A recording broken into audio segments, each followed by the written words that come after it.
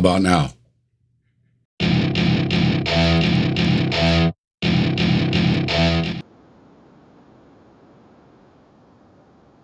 Me? Yeah, I can hear you. Okay. It wasn't recognizing my microphone. I had to go out and come back in and... Well, I actually heard you the first time. It was me that was muted. Well, see, I thought it was me, and when I changed my mic, then none of them would work. It just went a little crazy. Well, let's play the intro again since I screwed that all up. We're already live, but you know, I'll go ahead and play it again anyway. Here we go.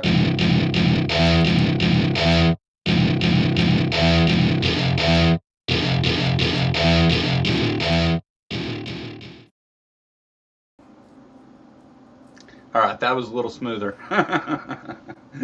Yeah, it still won't let me in if I have longer than Dave, by the way.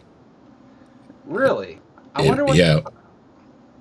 If I do Dave Captive Desk, it tells me error, and I have to reboot, reload, whatever, and then everything I just did is gone too. My background's gone, my mic settings. You have to redo everything because it doesn't like the longer than Dave. That's weird. I don't know why it's doing. That's what I was doing. I was all set to go on, and then it said, "Oh, you can't go on." So I had to redo it, and then I got on, and then my mic didn't work, so I had to do it. A little frustrating, Joe. A little frustrating.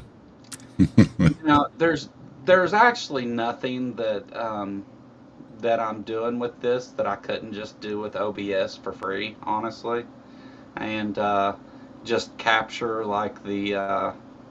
It's just a thing of it, it makes you redo it, and then once it reloads, you have to start all over. You know what I mean? You have to put your name back in. You have to start over from scratch every time it kicks you. Yeah, I don't know why it's like that. Oh well. Hey everybody, thanks for coming. Hi everybody. We got Trees and Jimmy Tux, Stephanie Frizzle, Randy. Blaster Master's here. What in the world? Sorry, that was me. Yeah. trying to get my mic not flickering in the picture there.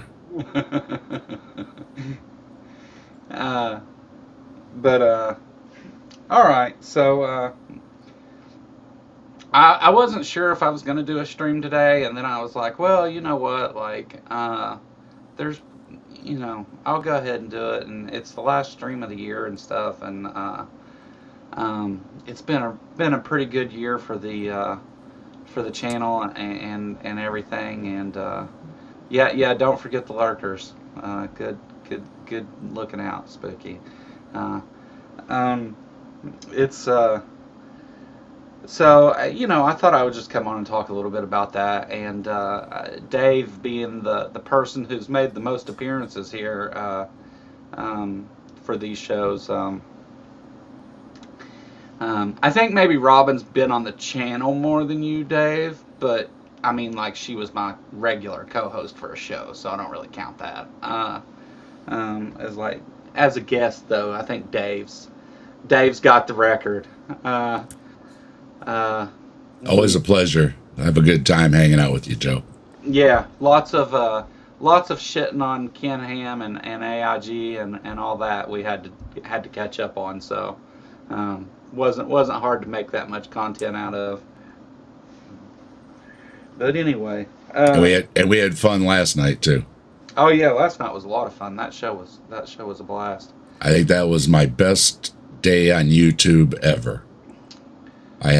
We had 500 views last night, and I picked up 10 subscribers. So thanks everybody for tuning in, and all the new subscribers too. We had a great time.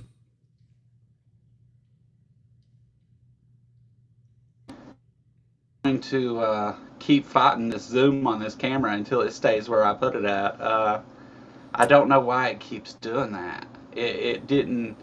That's not something that it did up until just a a few days ago it started doing that. It wasn't doing that before. It was fine. So I don't know what the hell's going on there. I mean, I've got, because my zoom's kind of artificial. Like, the camera's actually a lot further back than that, but uh, I use like Longitude to zoom in on me, and then I just close that and open this, and it carries the settings over, and that's always been fine. But now all of a sudden it doesn't like that I do that, and it boots my camera settings every now and then. I don't know. I don't know why it does that, but that's a new thing. But that's why, instead of going ahead and paying for a year of this, I went ahead and just paid for the first month to see how it was going to go and if it was buggy and all that stuff, which I, It is a little buggy. It's got a lot of neat things though, but yeah, it's like it's got a lot of stuff that I like, and a lot of stuff that other I just can't get other places. But I mean, if it's gonna my shows are generally based around the people that come and join me on the show, and if it's gonna be difficult to do that with, then really what use is it? So I don't know. I'm considering it, but it is a little buggy getting on that. yeah, So I don't know. I don't know why that's the case. Uh, but whatever. We'll worry about that later. So I wouldn't have even thought to like talk about things that have happened this year. Um, it wasn't something that I was even thinking about, and then I was like, well, you know what? Like, this year's been really good for this channel. I mean, because this year is when we hit 1,000, and uh, had a lot of great shows, and a lot of great guests come on, and it's been a pretty good year overall. Streaming, other than I was used to StreamYard and would have stayed there had they not had they not jacked up the price like crazy. But I can't justify giving them that much for that either. So it's like, yeah, and I don't really like Restream and all that. So I guess I don't know. I may look at just using OBS. I've been slowly doing some upgrades to my computer, and it may handle OBS a little bit better now than it did in the past, and so we'll see. But I was looking. Well, I'll share that here in a minute. That way I can show people. But we'll look at some of the various kinds of videos that I've made this year, and look at the. I'll pull up my folder of thumbnails and stuff of all the people that's been on the show, and but first, excuse me, the I have to say, Jess joining me this year and helping me with the graphics and the intros and all that stuff. We still got the Christmas tree in the background, don't we? All that stuff has been really awesome, and made it made a lot of difference in the channel and stuff. Having her help me out with some of the stuff I was doing. Whenever Jess first started, like, it started out with like Jess, like, hey, maybe I can help you guys with this. Azza was still here at the time, and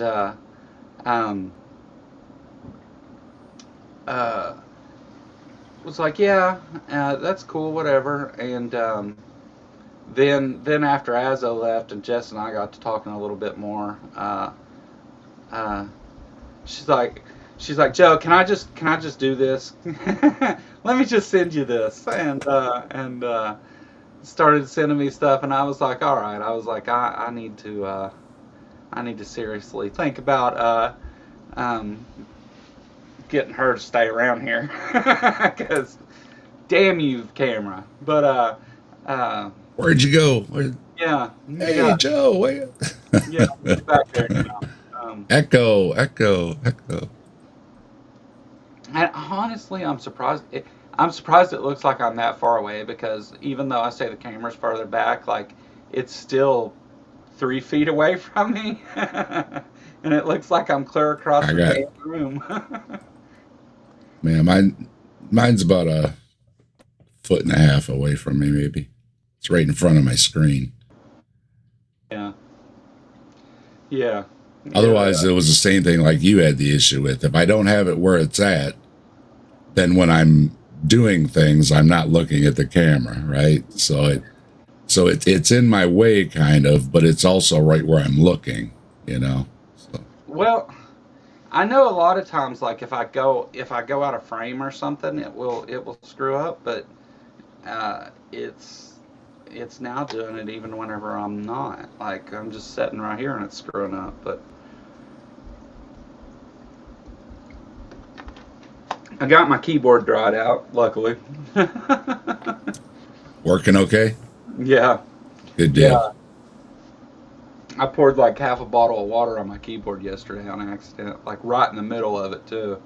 Um, it's it's one of the things that worked out for me is it's a rather cheap keyboard. I mean, it's nice. I like it, but um, it's a kind of cheap keyboard, so all the electronics are all on one little piece of board that's like 1 inch by 1 centimeter wide, and so there wasn't really anything to get wet in there. So I guess it worked out. But anyway, um, They have those covers, yeah. for your keyboard if you're. Well, I didn't. I don't expect to do that.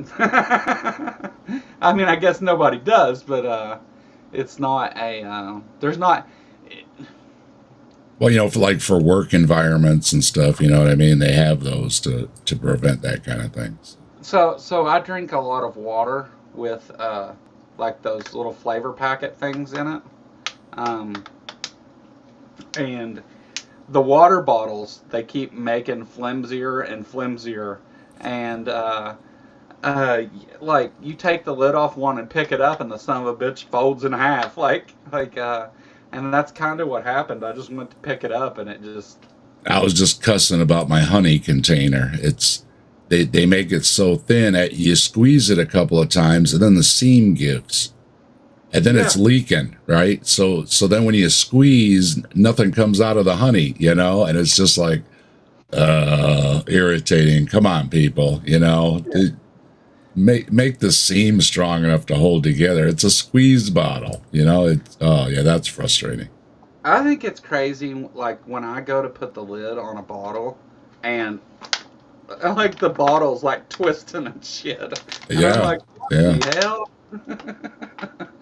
Like, Thin as possible. Yeah. yeah. Or I'll get a whole case where those bottles are thin like that. If they've gotten warm or had any temperature shock at all, I'll get a whole case of them that the bottle won't even fucking set up. That you set it on something and it just falls over. I'm like, you assholes. What's even the point of putting it in a bottle at this point? It's like, Yeah, it's almost a baggie, isn't it? yeah, just give me a baggie of water. Oh man. But yeah. Uh anyway, the I had kind of planned a couple different things this week. At first there wasn't a guest plan, and then I talked to Austin Sims, and he couldn't really um, let me know if he could make it or not. And I said, well, hey, drop in or whatever. And I mean, I see that he's out there in the community. I've seen there's other people streaming at this time now, but whatever. I mean, like, I don't I own the guess title. I guess Jay had a big talk with his family. He was doing a stream about it. That Yeah. he pretty much told him what he thinks of Christianity, which very interesting discussion, I'm sure. Yeah, yeah, I think so. And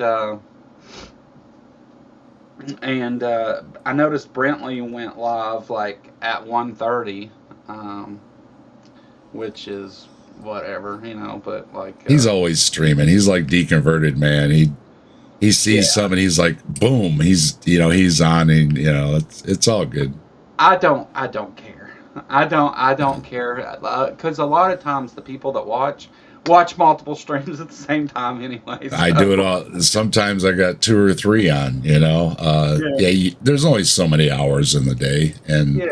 and if you're The, counting just like the U.S., you know what I mean. You cut your day in half. So Sunday's a day when a lot of us are available to stream, and there's tons of people streaming on Sunday already.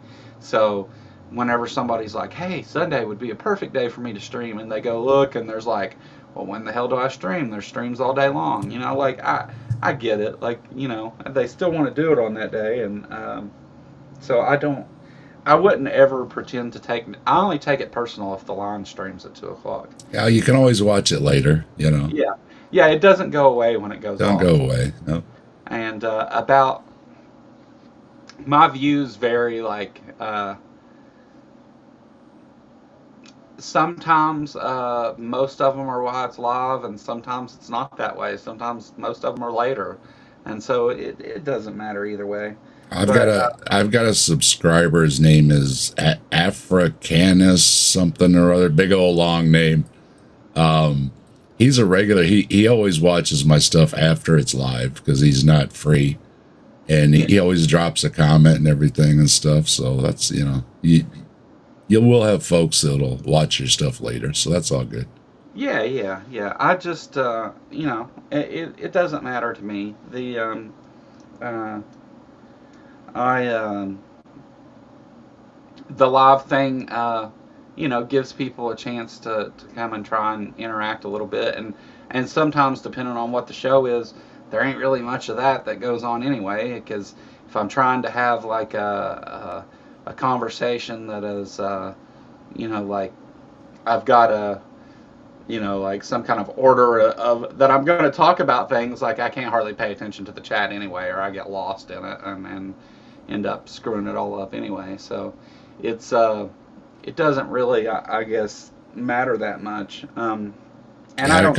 I had a couple of folks last night that were saying, "Hey, this and that in the chat," and I'm like, "Hey, I'm sorry." I'm like, there was a lot of viewers. The chat was rolling by pretty quick. It's hard to do when you're just by yourself, like we do. We don't have a staff or anything, so when it gets busy, it's flipping by so fast. I might not even see the comment. So. Well, that's Sorry, I do try to look, but sometimes it's hard to see them all. well, speaking of which, you're almost to 500. So go over there today. Man, I had a great day yesterday. Yeah. I Get over woke and up. subscribe. I woke up at 420, and I was like, "Oh, 420!" Right? And of course, you got to celebrate 420. By the end of the day, it was 430. So Yeah. that was a great day. I think I took a big leap right around 500. Like, I hit 500, and then I started live streaming, and then like, uh, it, I jumped up to like six something pretty quick. Um, but it was because of there was something that happened there, that gave me a boost. But the But I got a nice bump on the grass man too from Wild World giving us a shout out. yeah. My Jersey Devil got like 40 views it picked up from the shout out, and I got about around 10 or so subs out of it too over there. So Cool. yeah, thanks again Wild World for the shout out. It Yeah. helps a lot. Yeah, it's always nice whenever you get a a channel outside of your circle that plugs you and gets some new eyes Yeah, it on was it. out of the blue, you know. I just got a message from Bree that said, "Hey, we got a shout out," and it was like that was really, yeah, it makes your day. It was like, wow, that's, you know, somebody's took the time to say something nice about you. It goes a long way. Yeah, yeah, for sure. Speaking of Uh, Jess, there's Jess in the chat. yeah. Hey, Jess. We We were were just just talking. talking about how awesomeness you are. Yeah, I was talking about things that happened this year that helped make the channel better, and you coming along was one of those. Uh, I appreciate you, Jess. Um, the Sorry, I was looking at something. Hey, Um, I got a great compliment too. When I made my little outro video for the desk, people were asking me if Jess made it, and I was yeah, like, "Well, thank you very much. That's quite a compliment." So, yeah. The Jess has yeah, you know, one of the things is that like sometimes Jess gets on a kick and gets into making stuff and makes so much stuff that it's like, well, I want to use all this stuff, but you know, like I don't know how to do that effectively. And there's things I've still got one thing that Jess made that I'm still waiting to use.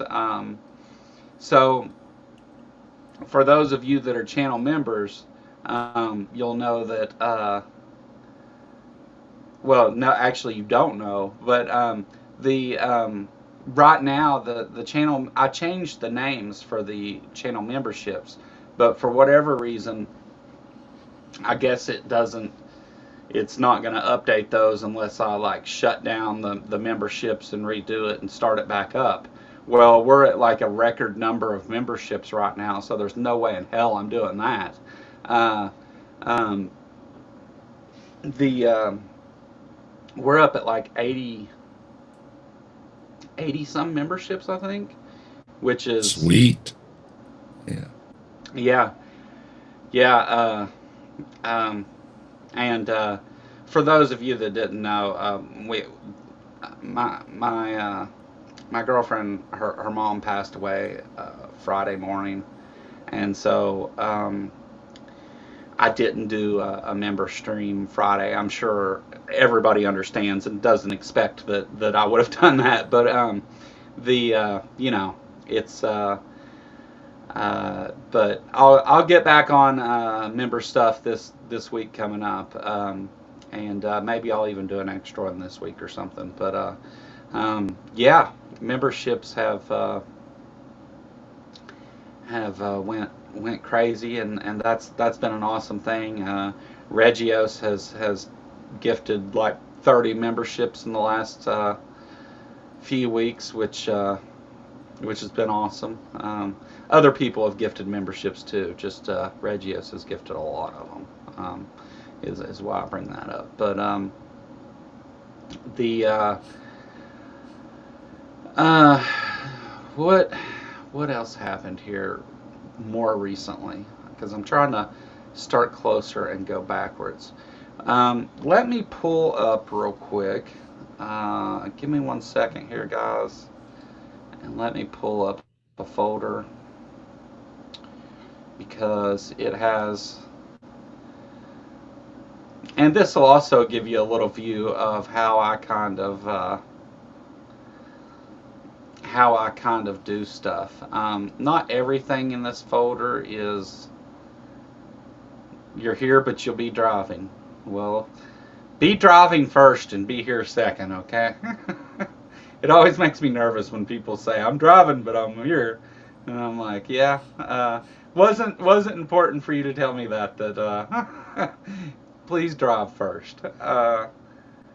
But This will give you a little view of how I do things too. Window. Now that's not the. Why does it not have the right window?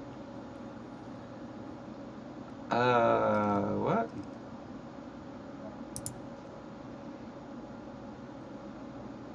Huh.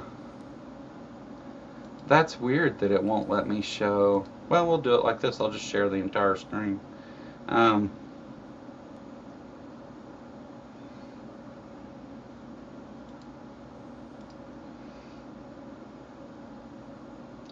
you're sharing screen without sharing your system sound. Yeah, I don't need the sound. Um,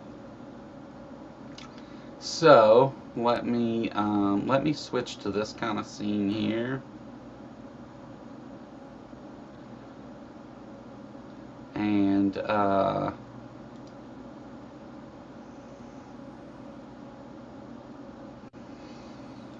hold on. I thought I had already fixed all this, but I guess I didn't in this, because you have like different studios in here can have completely different layouts and different stuff that you can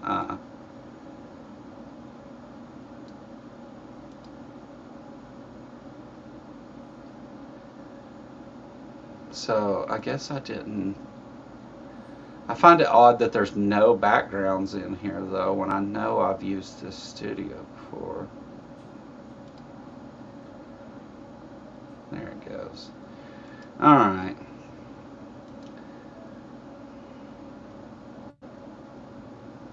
So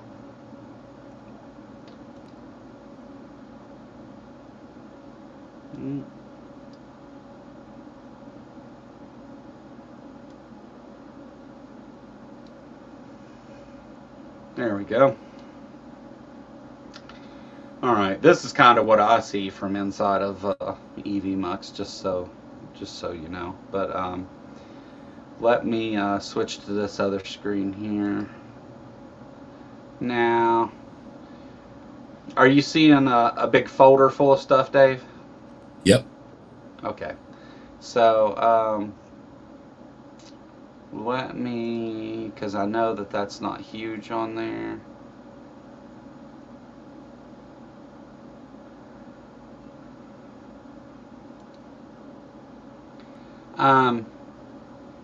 This is this is the folder I use to work on all the thumbnails and stuff in. So if you've been on the show, I have a picture of you, and then I have a thumbnail with you in it, in here usually.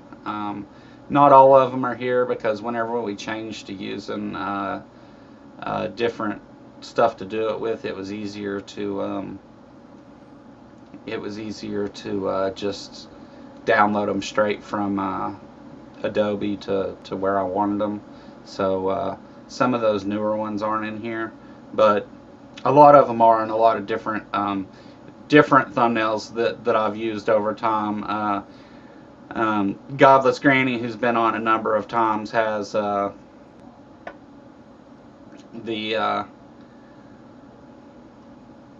take it a minute to open, has the older style thumbnail because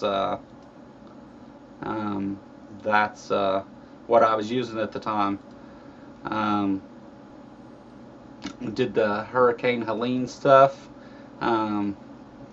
Jess had, this is one of the first I guess iterations of this type of thumbnail that she had made. Ian Chin came on, made stupid videos about Donnie. Issa's been on. It's Sage has been on. That's been a while back. Jeffrey Williams, that was an insane talk about free will, and he wanted to include quantum mechanics and free will and stuff, and it was it was a bit of a wild discussion.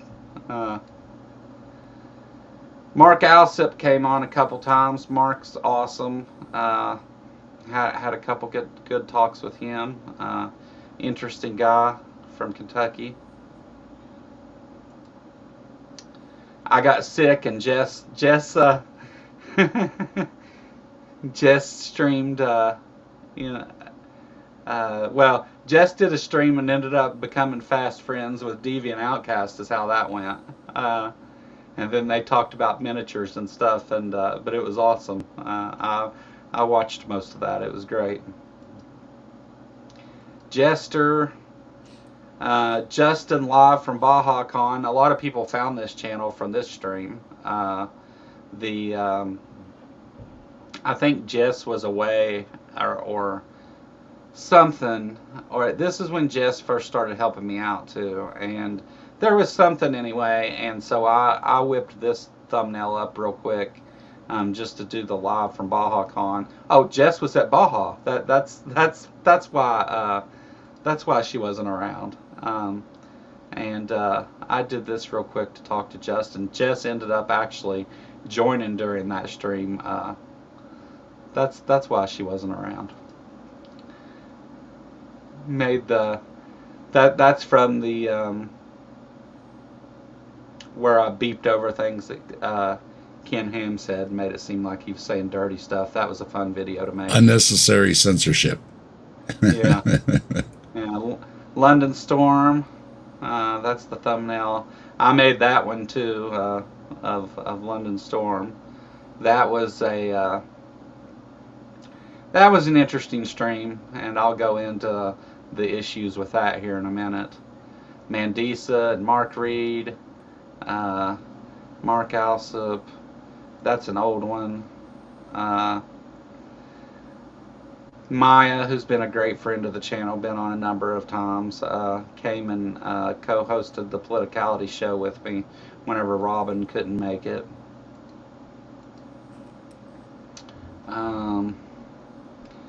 That was something I tried that didn't work very well.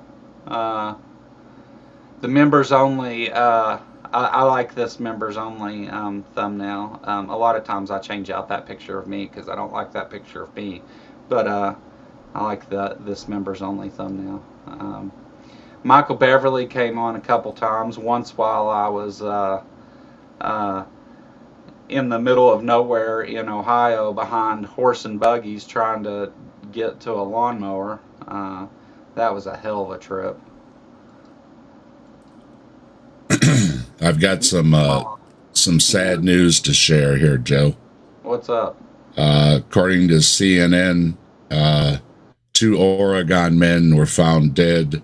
They didn't return from a trip out hunting Bigfoot.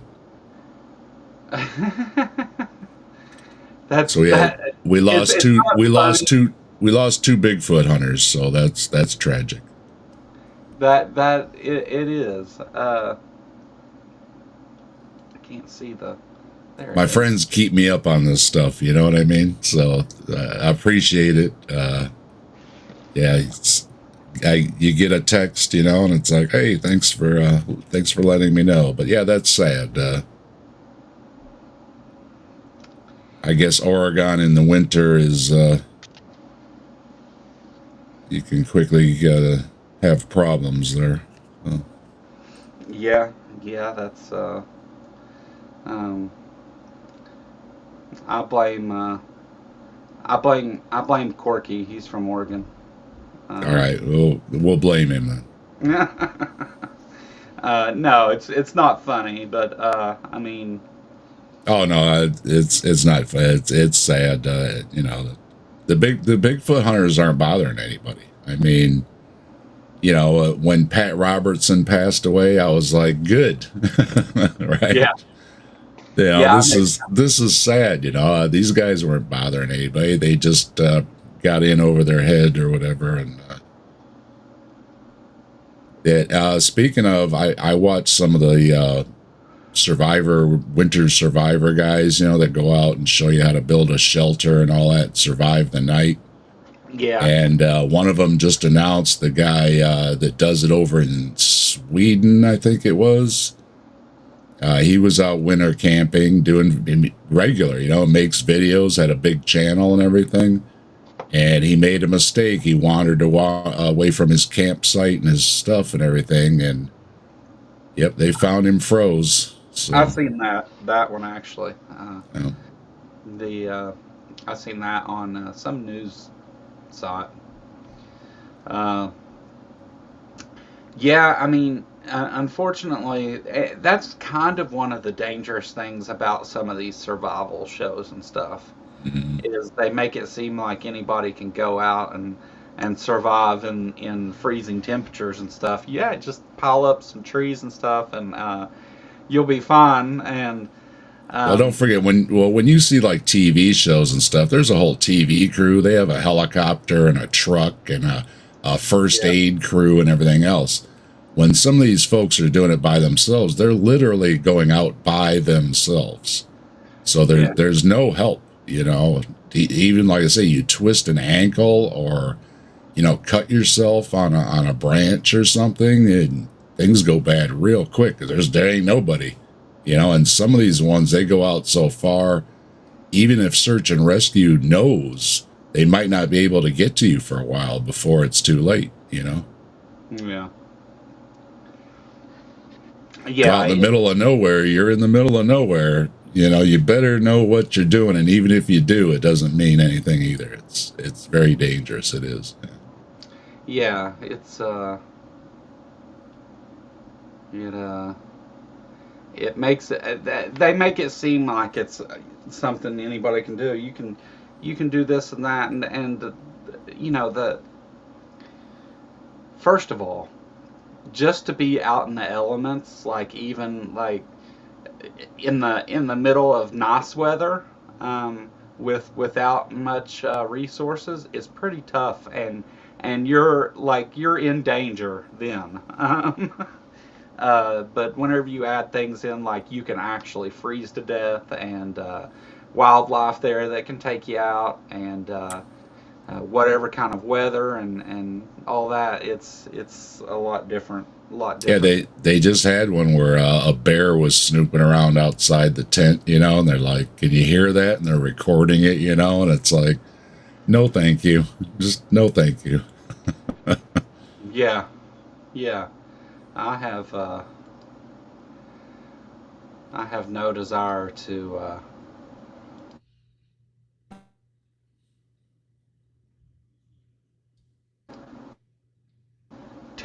test the elements. I have no desire to try that. I like watching just for the tips, they give and stuff, just in case you go. Like the good one is even if you're just going on a hike, right? You just think, well, the wife and I are just going to take a little walk. There are basic things you should have just in case you get lost and get turned around, and wandering off without some of those, but like a garbage bag can save your life, Yeah, right? You can put it on to keep you warm, keep the rain off you, and just having a garbage bag in your pocket can save your life. So yeah, just if you're not going, like around here we have parks in the city. It's kind of hard to get lost in them, right? But when you're out in the big national forests and stuff and whatever, yeah, you know what you're doing, and then take those basic little things in a little pack, just in case, because well, being you from get the elements will get you real quick. Like I say, just a rainstorm can chill you to the bone, right? And then it gets dark out and everything. It yeah, gets rough real quick. being from the area I'm from, like not that, I mean, just I was raised on a farm, and like going hunting and stuff was things that I used to do. I don't do that anymore, but um, like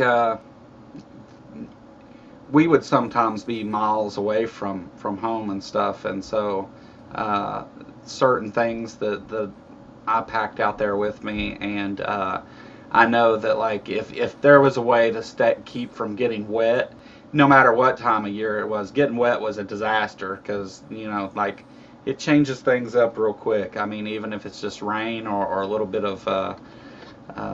bit of snow or something, like in deer hunting and stuff's generally done in the winter months, because of it's a whole big thing. But the there's parasites and stuff that live on the deer during the warmer months, but and in the deer, specifically in the meat. But the so it was yeah, um, and still like even for whenever I would go out and do that kind of stuff, like if I would have got soaking wet or something, that would have been a real, like I was prepared, and that would have been a bad situation, you know. Uh, so yeah, it's Especially when you have absolutely no idea what you're doing. When when you're yeah, city folk like we are, we're used to a convenience store on the corner, and yeah, you think you're just going to go out and be the wild man or something. You're fooling yourself, yeah, yeah, yeah. I like whenever people are like, I've went camping with people and stuff, and they're like, I got this fire starter, and I'm like, yeah, have you used that before? Nope. It's like, well, maybe you should have practiced that before you decided to not bring a lighter, you idiot. Yeah, I like the ones that show you how to fire or waterproof your matches and stuff like that. Yeah. Those are the ones I like. Yeah, because forget rubbing two sticks together. I want a match, right? Now, if you have never started a friction fire like that, don't waste your time. Damn you, camera. Um, Hello, Joe. Hello, yeah. Joe. Hey, everybody. Uh, if You yeah, remind me of what is it, Sesame Street, when they would run way back off and yell something, and then, yeah. then the Muppets would come back up again.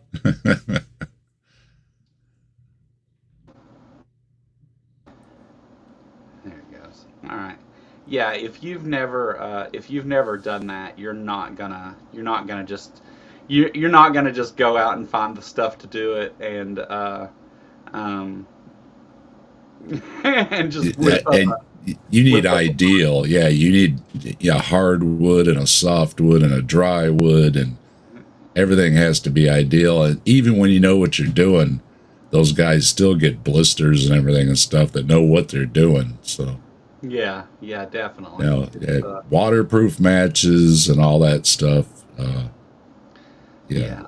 The don't well, I mean, for somebody who hasn't done that kind of stuff, like going out and I'm gonna just depend on my survival skills, um, honey, you don't have any survival skills. no, You've got survival ideas. and let's say, yeah, even if you know what you're doing, you Yeah, know, twist your ankle or something, and things go so bad real quick. And doesn't matter how good you are, if you can't walk, guess what? You're in bad shape. yeah. Bad shape. The The one good thing is though, a lot of the parks and stuff now have those GPS things for emergencies that you can rent or whatever. Yeah, and if you're going to go out even just on a hike with your family, it isn't your family worth renting one of those just in case you get lost? Yes, it is. So well, and look into it if you're going to go out. It's a great idea. yeah, and just about any of those survival experts will tell you don't go alone if you can avoid it, and get a satellite phone or beacon or whatever, but yeah, don't put yourself in a no, nobody that ends up in those situations wants to be in that kind of dangerous situation on purpose. That's like those survival things are like this is last resort stuff you can maybe try. Like um, the uh, although I don't like what a lot of the survival shows do, because they'll be like, well, uh, I've got to find a source of clean water and a way to filter my water and do all this stuff to water. Yeah, you should do those things, but like if you're in for your average person, if you're in a survival situation, especially in inclement weather, um, just find the cleanest water you can find. Like it's just find hydration. Don't worry about all that other stuff, because if you're not out there in a few days, you're not going to make it anyway. Like um, just That's why fire is so important, because yeah, you can boil muddy water and still get hydrated. You know, desperate times, you know, forget the filter and everything else, right? Just get something to drink. But Yeah. yeah, it's so important to be able to just boil the water. So Yeah. Yeah. I mean, if you've got that option, that's definitely the way you want to go. If you're going to some place where you're going to be that in that situation, though, and again, you're not experienced with those things. They sell like those life straws aren't expensive, yeah, and you can drink straight out of a stagnant pond with it and be just fine. that's how I say it. That's one of those things. Even just, you know, a day hike, you should have one of those. You should have garbage bags. You should have waterproof matches. You should have those things just in case you get stuck and have to spend the night. Make a world of difference if you had something to put on and start a fire. A Yeah. world of difference. Yeah, a lot of people don't take those emergency blankets serious because they're like little thin pieces of foil. Um, They work. yeah, They yeah, work. Yeah. yeah. They definitely do. They wouldn't be as important as they are if they didn't. And they um, are cheap and they small. They fold right up. That's what I use in my greenhouse as a reflector. I buy some of those and I put them up to help bounce the sun back in the wintertime. And yeah, yeah. it's like the size of a credit card, and it folds out to the size of a, you know, a Well, person. So so like how with an infrared or thermal camera you can see a person's body heat, right? Well, that's because that heat it comes off of you in the form of a light spectrum we can't see normally, and that thin piece of foil reflects that thermal heat back at you. That's the whole reason you can't see through one of those with it because it's got that reflective yeah, side on it, and you don't need a huge backpack to survive. These things will go in a fanny pack or even in your pocket, right? oh yeah, you Matches, can carry one in your pocket you easily. know, yeah, that garbage bag, you know, something to reflect. And yeah, and again, once you get if you have a fire too, you can always throw a bunch of wet, nasty stuff on to make a big smoke signal and, you know, help people find you too. So the Yeah, fire thing, I wouldn't go anywhere without waterproof matches. yeah. Get off the ground. The earth is huge, and as soon as you lay down on it, it's going to start stealing all your body heat. And that's any time of year. That's You can get hypothermia on a warm summer night, even laying on the Yeah. ground.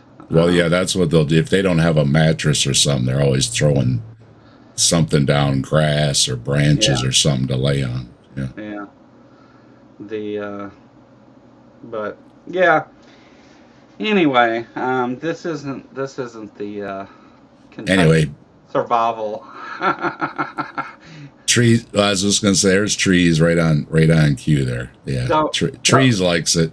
Yeah, don't end up in that situation's the best advice. Don't What I was trying to get at is just because you watch some survival shows doesn't mean that you should go out and try to be Bear Grylls. A, amen, Yeah. amen. The I've been out with people around here and stuff and Trees can tell you I live in an area where there's lots of places you could go and not be seen again for a while. The people who come out here and they're like, oh, I watched this show, and I'm like, shut up, man, come on, like, we're not doing that. I'm not dragging your ass out of the woods. I'm too That's fat. why I like watching the show. It's like I'm not gonna go out in the middle of winter and pitch a tent. Why I have no idea. You like doing that? That's all good, but there's no way. No Well, way. That's for just not my idea of fun. If it's your idea of fun, fine. But spending the night in the snow in a tent is just not something I would choose to do. yeah, see, look, Trees. First thing he said, carry a ladder. Yeah. Yeah, Yeah, fire starters are great, and you see people on TV starting fires out of two pieces of wood. That's like incredibly difficult though, and if you've watched very much of that kind of stuff, you'll know that half the time they can't even do it. Like they have to go back and find different material and stuff because it doesn't work half the time because you have to have just the right stuff to do it, and not an easy thing to do. I mean, if it's a worst case scenario, I mean, you might as well try it. At least the moving around will keep your body heat, build up or whatever. But uh, That's don't. that's what that Alaska guy does that I watch frequently. Whenever he's feeling cold, he walks around. He says, Yeah, "Yeah, get the blood flowing." And yeah, but you don't want to wander away like we were talking about that guy. That don't wander away from your stuff, though. You know what I mean? yeah, Walk around your tent or wherever you are. Don't wander off because yeah, yeah. I mean, get up off the ground and move around.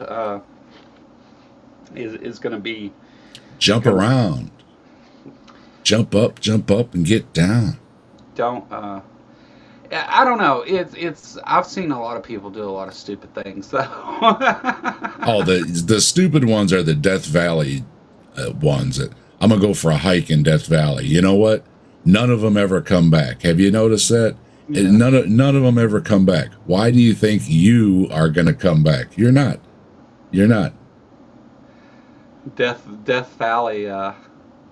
There's actually. Does anyone know how Death Valley got its name? I do. It's too dang hot. Well, that's part of Well, it.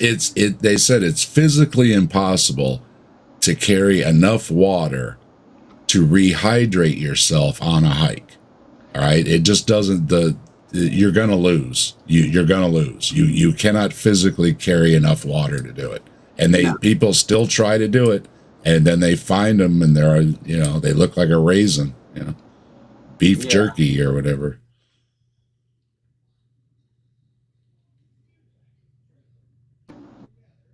Wrong about this, but I'm pretty sure I remember this correctly.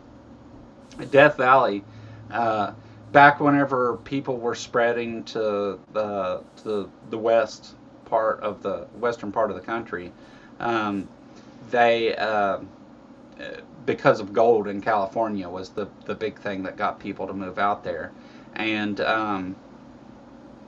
the oh, I can't remember the name of that family. It's a famous name, but they they would get together in these caravans and move to the west, and they had ways of doing that. They'd usually take some people that were experienced on guiding people through that stuff or whatever, and the name of the family is right on the tip of my tongue. I'll think of it in a second, but I keep wanting to say the Manson family, but that's something else.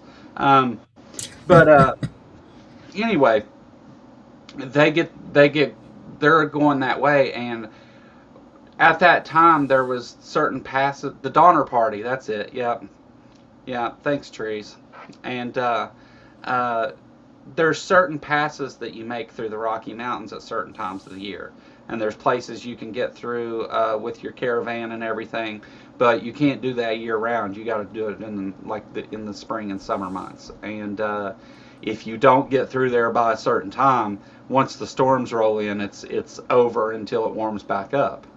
And for a caravan full of people and animals and stuff, that's not a good thing to get stuck and not be able to do that. Well, there was people were greedy and stupid for a lot of reasons, and they decided to try and take shortcuts that people had told them about, or they would hire somebody to lead them through there that didn't know what the hell they were doing. That was just some charlatan trying to rip them off for money, and they had fell behind schedule because of some stuff to do with I think I think they ran into some Native Americans that gave them trouble is what originally started it.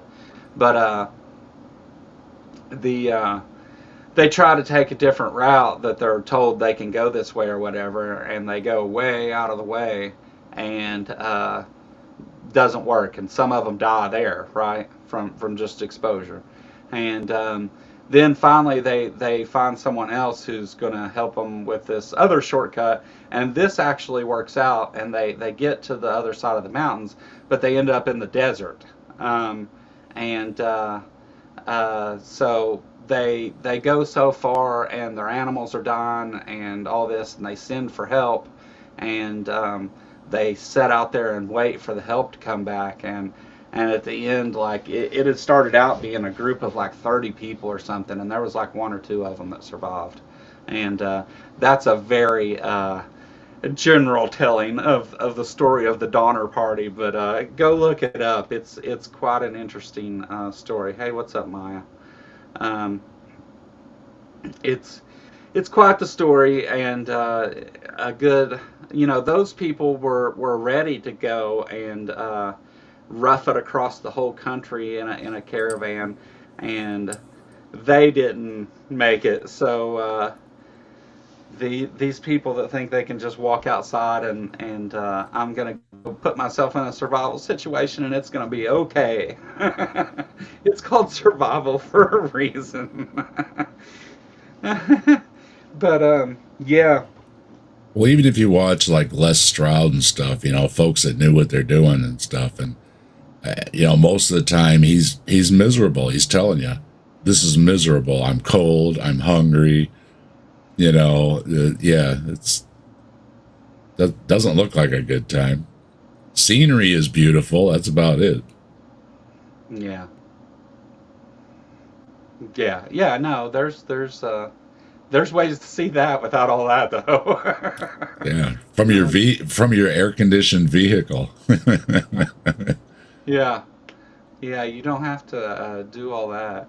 Even your air conditioned vehicle, though, like these people that drive out in the desert and stuff, like with no regards of where the last gas station is and stuff. You get out in some parts of the country, there's nothing there for quite a while. Like, especially out in the plains and stuff, and out in the mountains, there's just, you might go a long time and not see another place. So that just, you can't. It's not.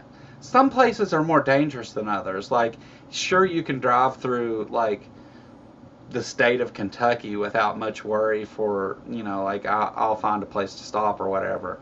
But you get out to places where like it's dangerous conditions and stuff. You have a half a tank of gas. You better go ahead and stop at that gas station, because you don't know, if you don't know where you're at and you haven't looked at a map. Like, go ahead and stop. Don't be stupid. There's a reason that says last gas for so many miles. That whenever you see that sign, that's telling you better fill up. They don't all say that though. Yeah. But yeah. Yeah, a true survival situation isn't something that you want to be in, and people that go out purposely putting themselves in harm's way because they watched some YouTube videos is I mean, you got people that can't keep out of harm's way in their own yard making YouTube videos. They don't need to go off where difficult for search and rescue to come get them, or the emergency services or whatever. If you're going to do something stupid, just do it right there in your backyard so you're easy to cart away, Yeah. Yeah, I mean, yeah, in Kentucky, there's not, we have national forests and stuff, like there's a lot of stuff like that, but there's very few places in Kentucky where you're going to drive more than several minutes and not see some sort of gas station or anything. Like, there's that's that kind of stuff right there, where you're not going to have a place to stop for miles or hundreds of miles or whatever. Like, that's stuff that happens out where people can't readily survive. That's why there's nothing out there. And they've got it pretty well figured out. When I was a tech, I used to drive all over to go to customer shops, right? And one day I was driving to this, and it was in the middle of nowhere, this shop, and I'm driving and I'm thinking, man, I really gotta make a pit stop, you know? And I'm driving and I'm like, oh, I really need a pit stop. And I'm starting to think I'm going to have to just find a tree alongside the road, you know? And lo and behold, big, huge sign, truck stop. And I was like, see, somebody was in this exact spot and they said, you know what? It's been a long way since the last pit stop. This is the place to put one. And they had it perfectly timed. I will give it to them. Needs to be a truck stop here. Oh, praise be. Look at that big sign. Oh, thank you, thank you, thank you. Yeah. Now, driving during snowstorms, that's a whole different thing. You shouldn't be driving anywhere during a snowstorm if you're not familiar with that area. I wouldn't even suggest driving. Like, they'll shut the interstates down here just in a moment. You know, like it'll snow an inch and they'll shut everything down and you're stuck. Um, God clearly created a truck stop just for Dave. It was. That's all I could think is like, you know, yeah, somebody else was in the exact same position. Because I wasn't naive. I knew, you know, before you headed out, you made a pit stop, right? I drove all over for years. So, Yeah. and it was just one of those things where, and it's been a long time since I've seen anything, you know, but fields or, you know, woods and everything. And I was in what we call BFE. And, yeah, and then there it was. So, yeah, somebody had to have the same urge I did that said, you know, this is where we need a truck stop. And, yep, good for them. Thank you very much. Justin said driving in the snow is fun. Well, see, I live in an area where we don't get a ton of snow. I mean, it snows several times a year in the winter here. In fact, we've got some, I think, snowstorms that are coming up here soon. But the Chicago in winter sucks. Everything is frozen and icy. The windy city, yeah, it freezes everything. I couldn't hardly get up the overpass. Coming back down the other side, I was all over coming down, and I thought I was going to run into my partner who was driving in front of me. I just stopped with a hair of not slamming into his vehicle. Everything icy. That's the worst place I drove is Chicago. And not because of the snow, just the ice. Yeah. Well, like what happens here is we go through like when winter, like the first couple snows of the winter, it'll get like just the least little bit of snow, like a couple slick spots here and there, and you'll drive around here and there's people wrecked everywhere, and like people can't drive for shit in the snow here. Once you get about halfway through winter though, and we've had several snows and stuff, people get a little smarter, and they're not used to slowing down. They're used to, you know, jamming on the brakes and stuff. Yeah, they don't slow down.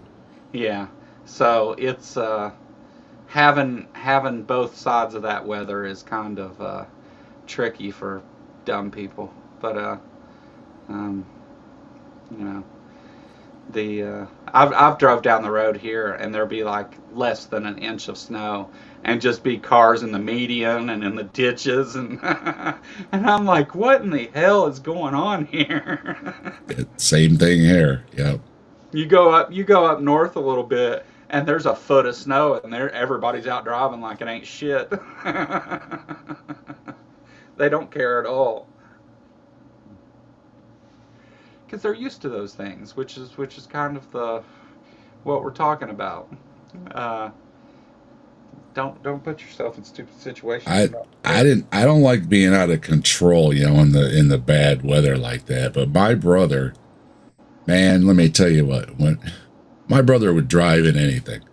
I was trying to dig out of my driveway one day, and my brother pulls up out front. Hey, what's going on, man? I'm like, what the heck are you doing? You know, it's like the town's shut down trying to dig out. And he's like, you just put your foot down and keep going, you know? Well, I would have to kind of show you the layout for it to make sense, but I live on top of a huge hill, one of the biggest hills in this area. There's water towers and cell phone towers and everything on top of the hill. That's how big of a hill it is. And the my road though is a little dead end road, and I live down at the end. And there's a little cul-de-sac down there, but to get up out of that cul-de-sac, you have to go uphill just a little bit, just a little. And sometimes whenever there's a lot of ice, like you can't get out of my road. And around here, they clean off the main roads and shit, and the hell with everybody else. And the so I we've started, global warming. We've started getting less snow events, but we get big ice storms almost every year now, and it makes it tough to get anywhere. And I don't give a shit. I'll go out and drive in anything. I don't care. It's raining. You know what I mean? It's almost New Year's and it's raining here. It's not snow. Yeah, there was rain in the forecast today here. But I live near town and stuff, so I'll get out and drive and stuff. I don't care. I drove. Yeah, you can come on if you want, Justin. I don't care.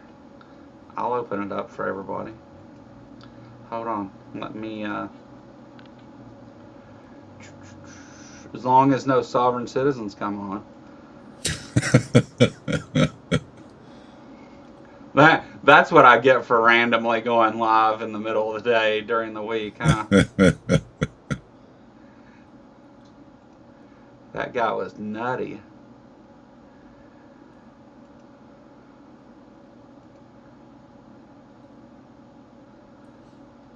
There it is. But yeah, I couldn't get up the little tiny hill in front of my house, so I said hell with it and drove through my backyard, the neighbor's backyard, and the backyard on the other side of it. Came up on the road on the other side because I could get a run at that little hill, Yeah. So I was doing like 40 through people's backyards over here. There was so much ice on the ground though that I didn't even touch their grass, So, but there was times where I had to be out, especially when drove tow truck and stuff. It's like, I got to go get the other people. You know what I mean? And it sucks, even with a big vehicle with dual wheels and everything. You still get stuck with a tow truck. Yeah, ice doesn't care. Ice does not care at all. Nope.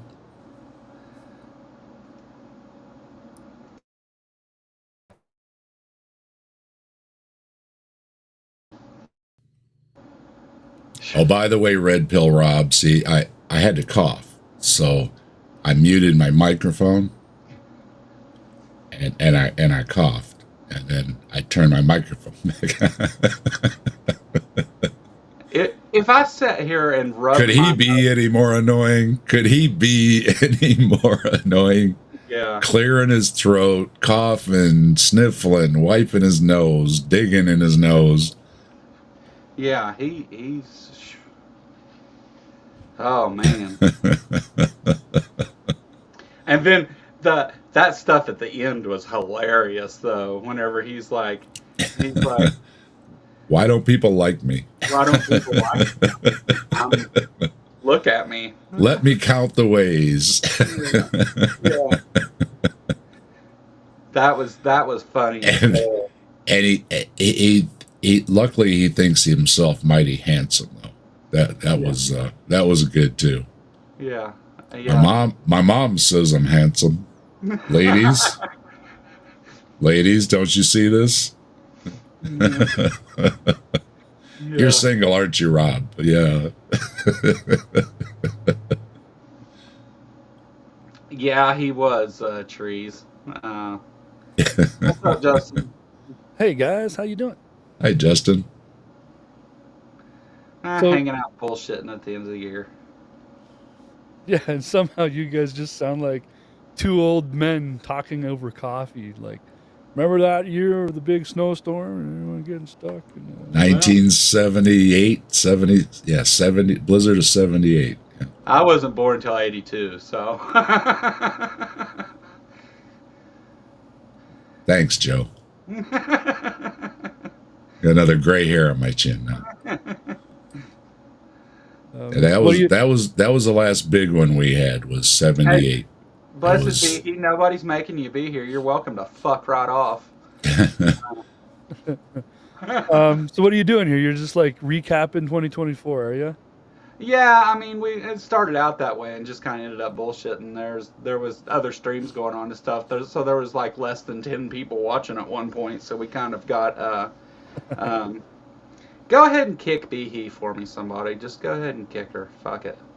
Eat shit, bitch. Take that. Yeah, I mean, 2024.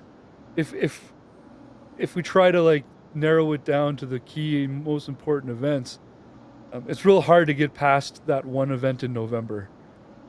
Like, it's really hard to remember what else went down. But you know what? That is an event that's only just like foreshadowing 2025. So the way I see it is we can feel bad about the end of 2025.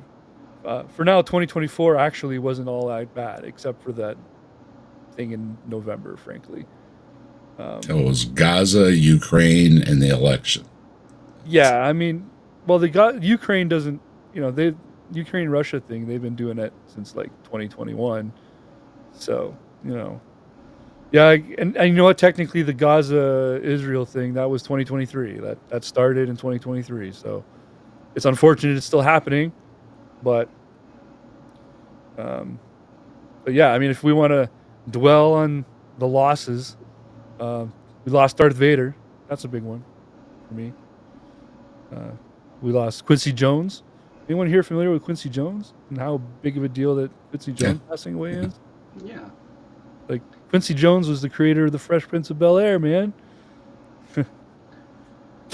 And the guy behind the Oscars. So,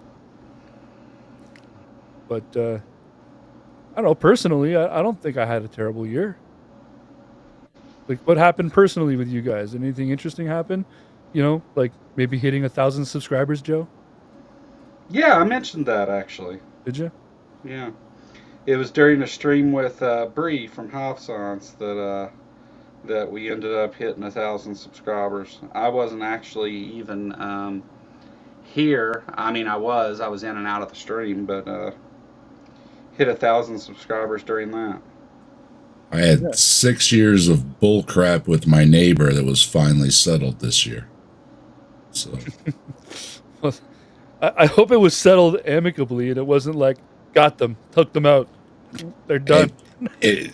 It cost me a bunch of legal fees, unfortunately. Okay. But yeah, everything was resolved in my favor, and I now have a fence up on my property, and their stuff isn't on my property anymore.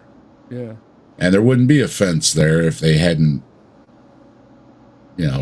disrespected the invisible line that's there. So now there's a material barrier there to remind them stay off my property. Yeah. And the judge agreed with me. Look, it doesn't matter, if you think it's close enough or if you don't care if something's crooked or anything else, other people do. And I was like, thank you very much. Right? Yeah. Number one, there's a right way and a wrong way to do something. And second, if you want to put up something butt ugly, do it on your own property. Don't put up something butt ugly and put it on my property on top of it, right? Yeah. You had a stacked roster of guests this year too, Joe. Yeah. Yeah, Justin, I wasn't looking at negative things this year. I was talking about good things whenever we were doing that. I wasn't accusing you necessarily of negative things. Well, I was seeing in the chat too, and it seemed to be like people thought that we were negative about it. And he mentioned Justin. Yeah, I have that big show coming up tomorrow, and I feel like the show that I'm going to do tomorrow is slowly evolving into something so much more than just like a love letter to Pragmatic Crystal. You know what I mean? Like, second to last day of the year, it's like, let's go out with a bang, let's have some fun, let's goof off. So I feel, yeah, like November was tough. November was tough to watch and see that happen the way that played out. Yeah, Which, yeah, it really demonstrates or illustrates that whole, the one bad apple spoiling the bunch, right? So trying to look past it to the things that were good throughout the years can be a tough thing to do. yeah. I mean, so there's, I mean, honestly, I don't. I try not to do that kind of thing anyway. Like look back Yeah. at things negatively. I mean, Right. things that have already happened have happened. So, you know, you can. I try not to dwell on stuff like that, while still being, you know, real about it. You know, and I just talked to Trump or talked to Trump. Shit. Just I Oh, you he let it called me. out of He the called me bag. the other day and was yeah. like, "What do I Yeah, do?" He Elon was let won't it come out of the positive. over. bag. No, the no, I I we were talking about Trump the other day, and I messaged Robin and was like, "Hey, you about ready to go back to doing some political shows and stuff? We're gonna spread them out a little bit more. It's not gonna be an every week show now, but go back and cover some of the stuff that's going on or whatever as we got." Uh, as we got closer to tell him, I said "fuck you." That's what Robin said. uh, uh, as we got closer to inauguration day and that crap, and I was like, well, you about ready to make some more shows, so we'll get back into that here soon. And but yeah, I've tried to be real about that and stuff while and I think that I've been very direct with the assholes that put us in this situation thus far. Yeah. We went through a little bit of drama this year too. I mean, like, combined, you and I lost about 800 pounds. I think. No, I haven't lost any weight. I think you missed what I was saying, but that's okay. Oh yeah, never mind. Yeah, I yeah, totally missed it. My bad, Yeah. man. Yeah, I I got mean, you. yeah. If I try to like really think hard back to the year, um, for me, the year 2024 started out with something absolutely spectacular that I never thought in a thousand years I would see. Um, Grayson went to Dinosaur Adventureland. Yeah, That was like, I was so on cloud nine. I was like, holy shit! And it wasn't just that he went; it was the way he presented it. We didn't know he was going. He's just like, I don't think he did. He just said, you know what? yeah. I'm pretty close. What the heck? And he, He just did a goes right or fly a with the left, and he fry just. down. Holy shit! let me go Um, out here and stomp a mud hole in Ken Hoven's ass real quick. so good, Yeah, so good. So at that time, I was still playing with the kids over at Matters Now, and I yeah, was like, "Yo, Ozian, we gotta like draw graded. We gotta like get an exclusive scoop and get Grayson on right away and everything." And like, and that was so much fun. And with that, Grayson's channel, he's gained over 2,000 subscribers this year. yeah. Like between his appearances on the line and everything, and the debates he Awesome. does on his own channels, he's really killing it. He had like 100 subs when he was on my channel. Yeah. And he Yeah. ended 2023 sub 1,000. He didn't even have 1,000 subs yet when he exited 2023. So, Robin Webster, the highlight of your year was Grayson going to Dinosaur Adventureland. You need some new hobbies, Justin. No, I'm good. My hobby Um, is obsessing over everyone's subscribers counts and trying to like manipulate the algorithm to increase it for everyone. So, I think Austin got to 100 last night. So okay, cool. yeah, he just started. So, but that's the first big one is 100. So Yeah, good for you. yeah. I had to go through 2 channels before I finally got to one that was growing the right way. Yeah. I had to leave Matters Now and start another channel, and then fumble around there, and yeah, now I'm. Is it, all that stuff though, like now though, it's like looking back, you're like, damn, I'm glad that all that shit's over. Like, Yeah.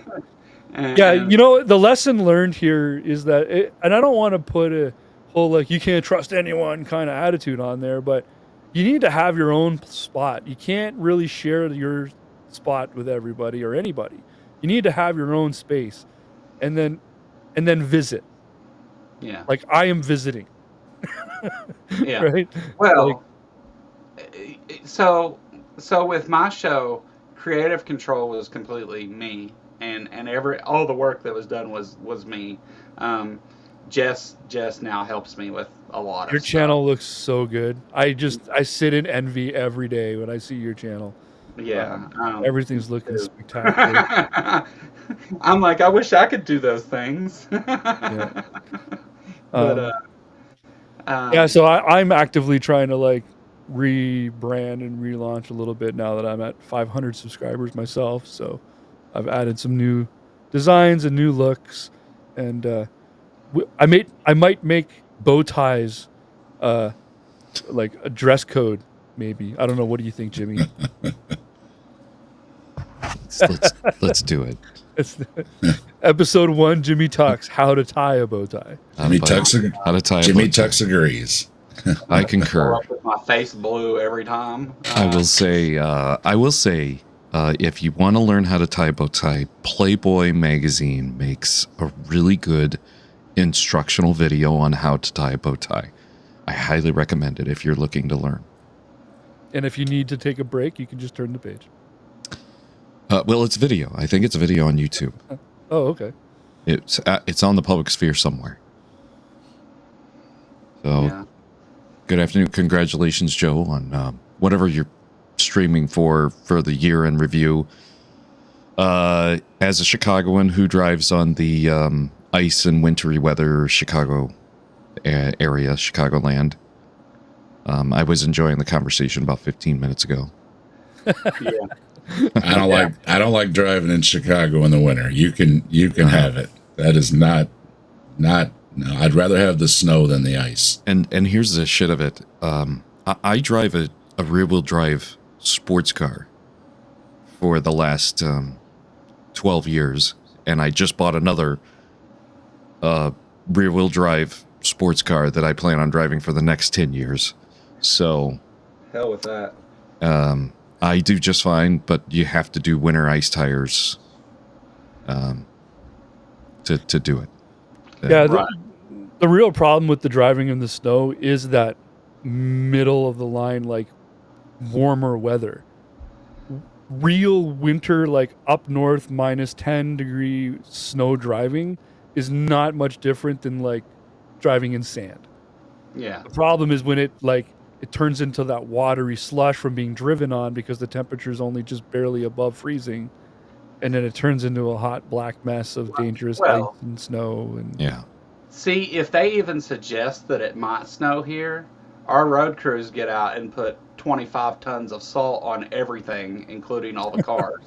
And so it's if it then does snow, no matter, because where we're at, it's never getting that cold really. I mean, sometimes we get some temperatures cold enough to keep it frozen, but it always makes just a slushy, nasty, icy mess, and it is, and people here can't drive.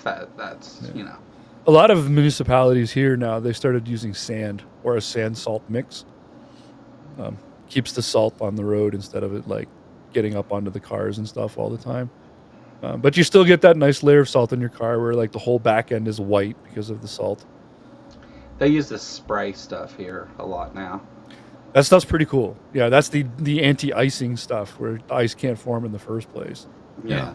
Yeah, there's a That bunch helps prevent that frost and black ice effect. Yeah. Yeah. In the wintertime, I would end every day at the car wash with the work truck because it would just be caked so thick. There would be no way I could even head out the next day to drive. You couldn't see out the windows or anything. So yeah, come back home, stop in the U do it before you even go home, because you'll regret it in the next day if you don't. You know. My wife works at the border in Fort Erie, and it's the main like transport truck crossing. Her biggest complaint with the winter driving was driving home at night, and the transport truck drivers just fly past her on the road, like slinging all kinds of salt and snow and stuff onto her windshield. That scares the crap out of her. Yeah. But yeah, I got hit a couple times with snow falling off an overpass, and yeah, that's scary when you're driving along and all of a sudden, you know, you can't see for a minute because the wipers can't even take it away fast enough. You know, you're going down the highway and all of a sudden, poof, nothing but snow on your windshield, and you're like, shit. Well, we've had warm weather here right now, so all our snow is gone now. Yeah, I haven't seen snow here in a long time, so. The thing to watch out for here is all the dipshits that thinks it's a smart idea to get out on the four-wheelers in the middle of the roads and shit while there's ice on it, because whatever, like, and cars are still trying to go through and stuff, and you know, they get hit a lot. But what are you up to for 2025, Joe? What are you planning? You doing anything new, exciting? I mean, some subtle changes to how I do things here. Nothing real extreme. Just some subtle changes here and there. Not you know, not any big plans. I mean, it's just it's kind of holding and waiting to see what happens with our political system and all that. It's wait and see how that goes. Did you hear my solution for like solve America's problem, and also the whole idea of Canada becoming a 51st state? We'll accept becoming the 51st state, but first there needs to be a new election, because we deserve representation and we should be allowed to vote. There we go. Right? So then, new election, and Trump can't run because he's already started his second term, right? So on day one, Trump needs to call an election, and Canada will become 51st state, but we'll get to vote. And yeah, we'll share our healthcare. It'll be cool. Canadian taxation without representation. Yeah, and then Joe can come over for a barbecue. Yeah, I get to visit Canada then.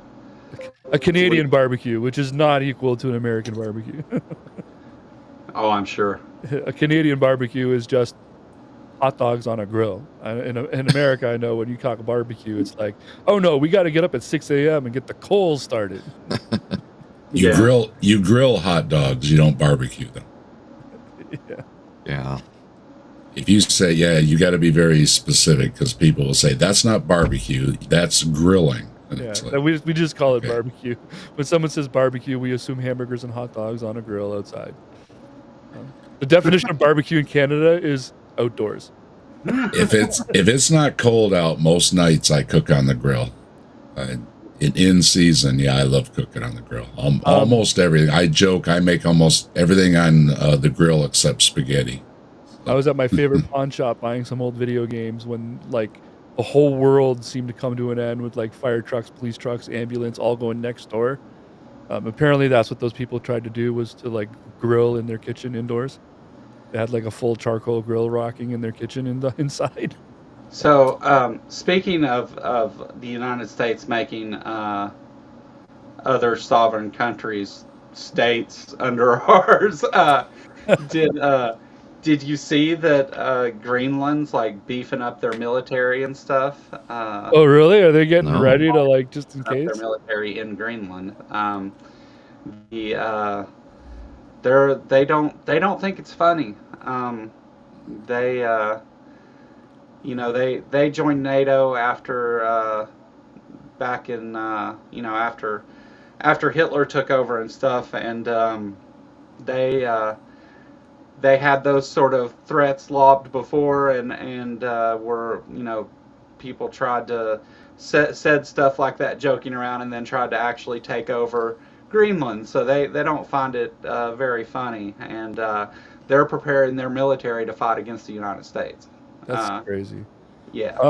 Trump can't just go to war. Like, that goes to your Senate. So Trump will have to get past that brick wall first. No, that's not how that works. I mean, yes, a declaration of war goes through our Congress, but that's not how they start wars. I mean, Trump can't just point his military, the American military, at Greenland.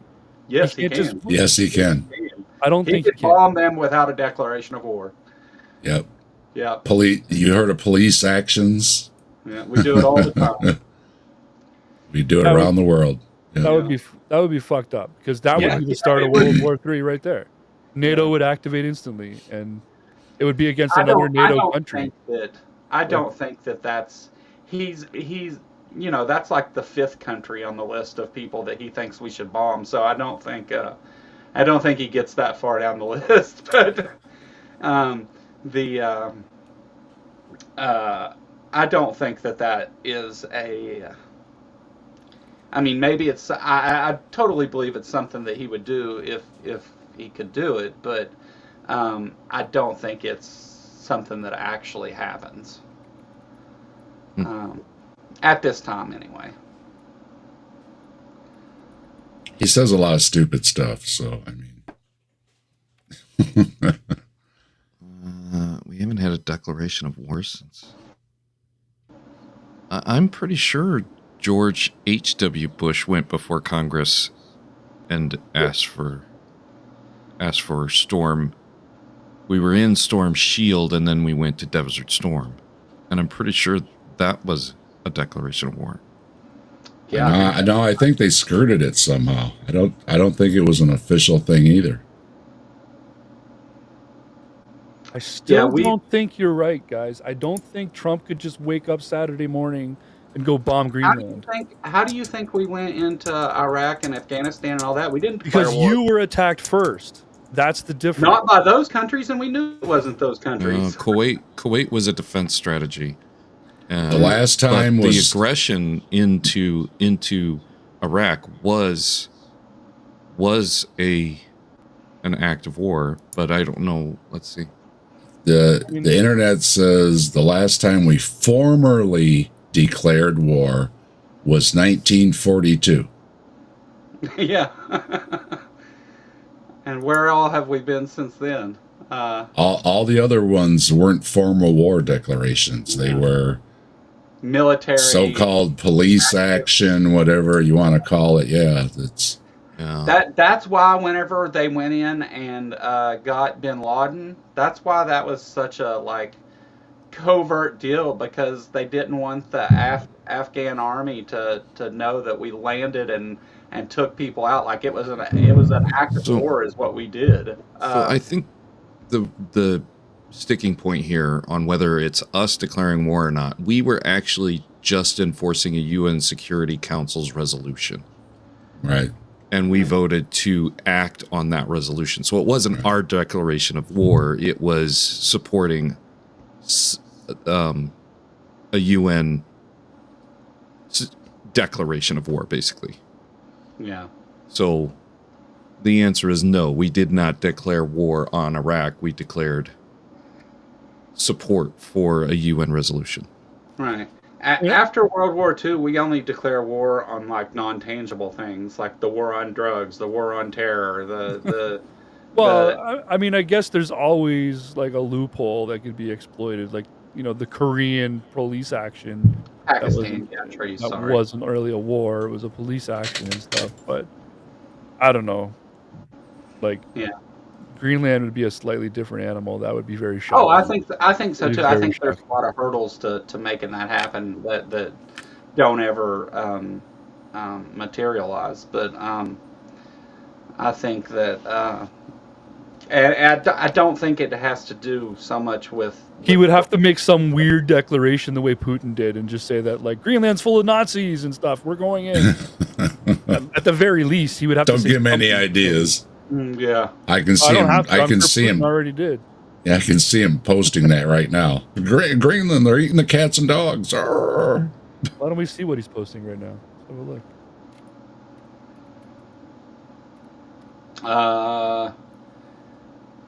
I think you showed one of the last things he posted, didn't you? Yeah, that was a couple days ago. He posts like 4 or 5 times a day. Usually it's just nonsense, like well, right. how awesome am I because I did this thing, but or like false or fake news about things that he's doing or has done. Mike sent me a video of Rob air drumming. Yeah. Yeah. He said that people don't like his air drumming because the chicks think it's cool though. The chicks think it's cool because he's so handsome. Oh. The last half of that was just hilarious with him on all that stuff last night. That was. Go watch Dave's stream from last night. It was hilarious at the end. Yeah, there's nothing all that interesting on Trump's Truth right now. That's another great thing about Saturdays. You know, we're always, you know, joking around and stuff. And man, by the end of the show or the end of the stream, my face hurts from all the laughing and stuff. It's a good time. So. Well, to be fair, Rob, we got a good crowd. So those of you that have been around for a minute, and Jimmy, you'll remember this for sure. But Rob is good friends with Daniel, and Rob has been known to be very offensive to multiple groups of people quite often, and so I don't know. I think he deserved all the ridicule he got last night, and it was hilarious. He calls atheists idiots, liars, cowards, stupid, and I don't understand why atheists don't like me. It's like, well, duh. You haven't provided evidence for anyone to like you. That's why. Well, he's provided plenty of reasons for people to not like him. Well, he considers himself handsome, so he figures people should like him. He said, "My mom tells me I'm handsome all the time." So I must be. Rob the one that I felt like he had a mental disability or something like that? That's a possibility. He's like a ninja, and that one. Okay, I remember him.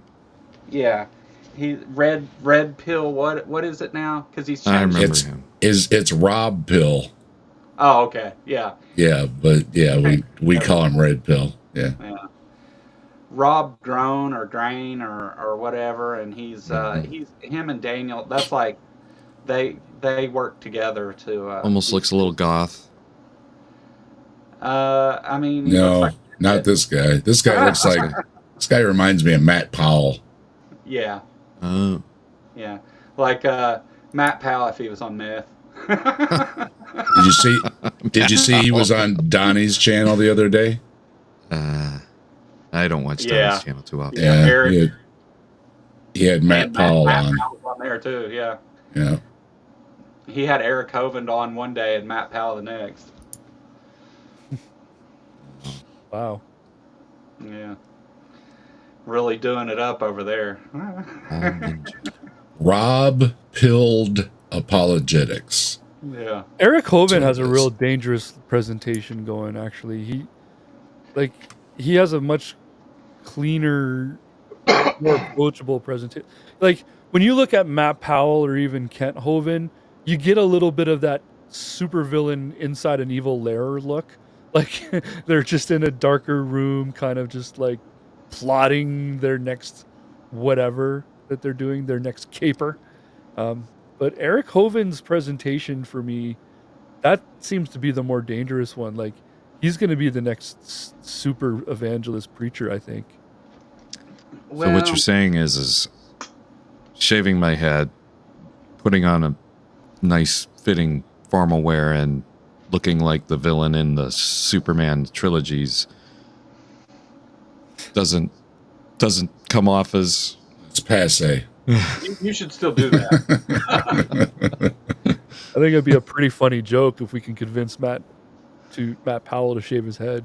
Uh, I think that'd be pretty great. Because I can't tell you how many times the Smallville franchise, I would do banquets as a server bartender. How many times I would get, you look just like Lex Luthor, and I did somewhat look like the actor who was portraying him. But the thing is he could grow a nice head of hair, and I could not. Well, Yeah, I don't know. yeah. So Eric Hovind is. I think that Eric Hovind does have some of the more dangerous ideals and things, and I think that the network, the creation group that he's with, I think does have the resources to be dangerous. But I think that Kent Hovind is still his daddy in more than one way, and Aren't they at odds with each other? Didn't like Eric steal a bunch of his money? Yeah, for sure. They hate each other, but I think that Kent has done such harm to his career that's why you don't see Eric getting off the ground better. Like, don't get me wrong, he still has lots of reach, and they, And all those movies, oh my god. Oh yeah, those movies. Yeah. Well, I feel like that's Eric trying to. He's a terrible actor. Yeah. That's Eric trying to reassert himself again, I guess. They're really funny. If you guys have never watched Forrest Valkai react to the Eric Hovind films, oh my god, it's so funny. Creation Night at the Museum. Yeah. Night at the Creation, or Night at the whatever the hell it's called. The Ark Encounter and Night. Yeah, he's got like 4 of them now, all the same movie. I've never watched one, but I have watched Apologia critique. Yeah, because he even got a credit. Apologia got a credit on one of them as a consultant. Yeah. Yeah, I remember seeing that now. That's crazy. Funny. Yeah. I think that Eric Hovind is for sure dangerous, but I think that so many people, because at least he pays his taxes. Yeah, that we know of, I guess. But it seems he's learned a lesson that don't mess around, pay your taxes. So he's a little smarter than Daddy is.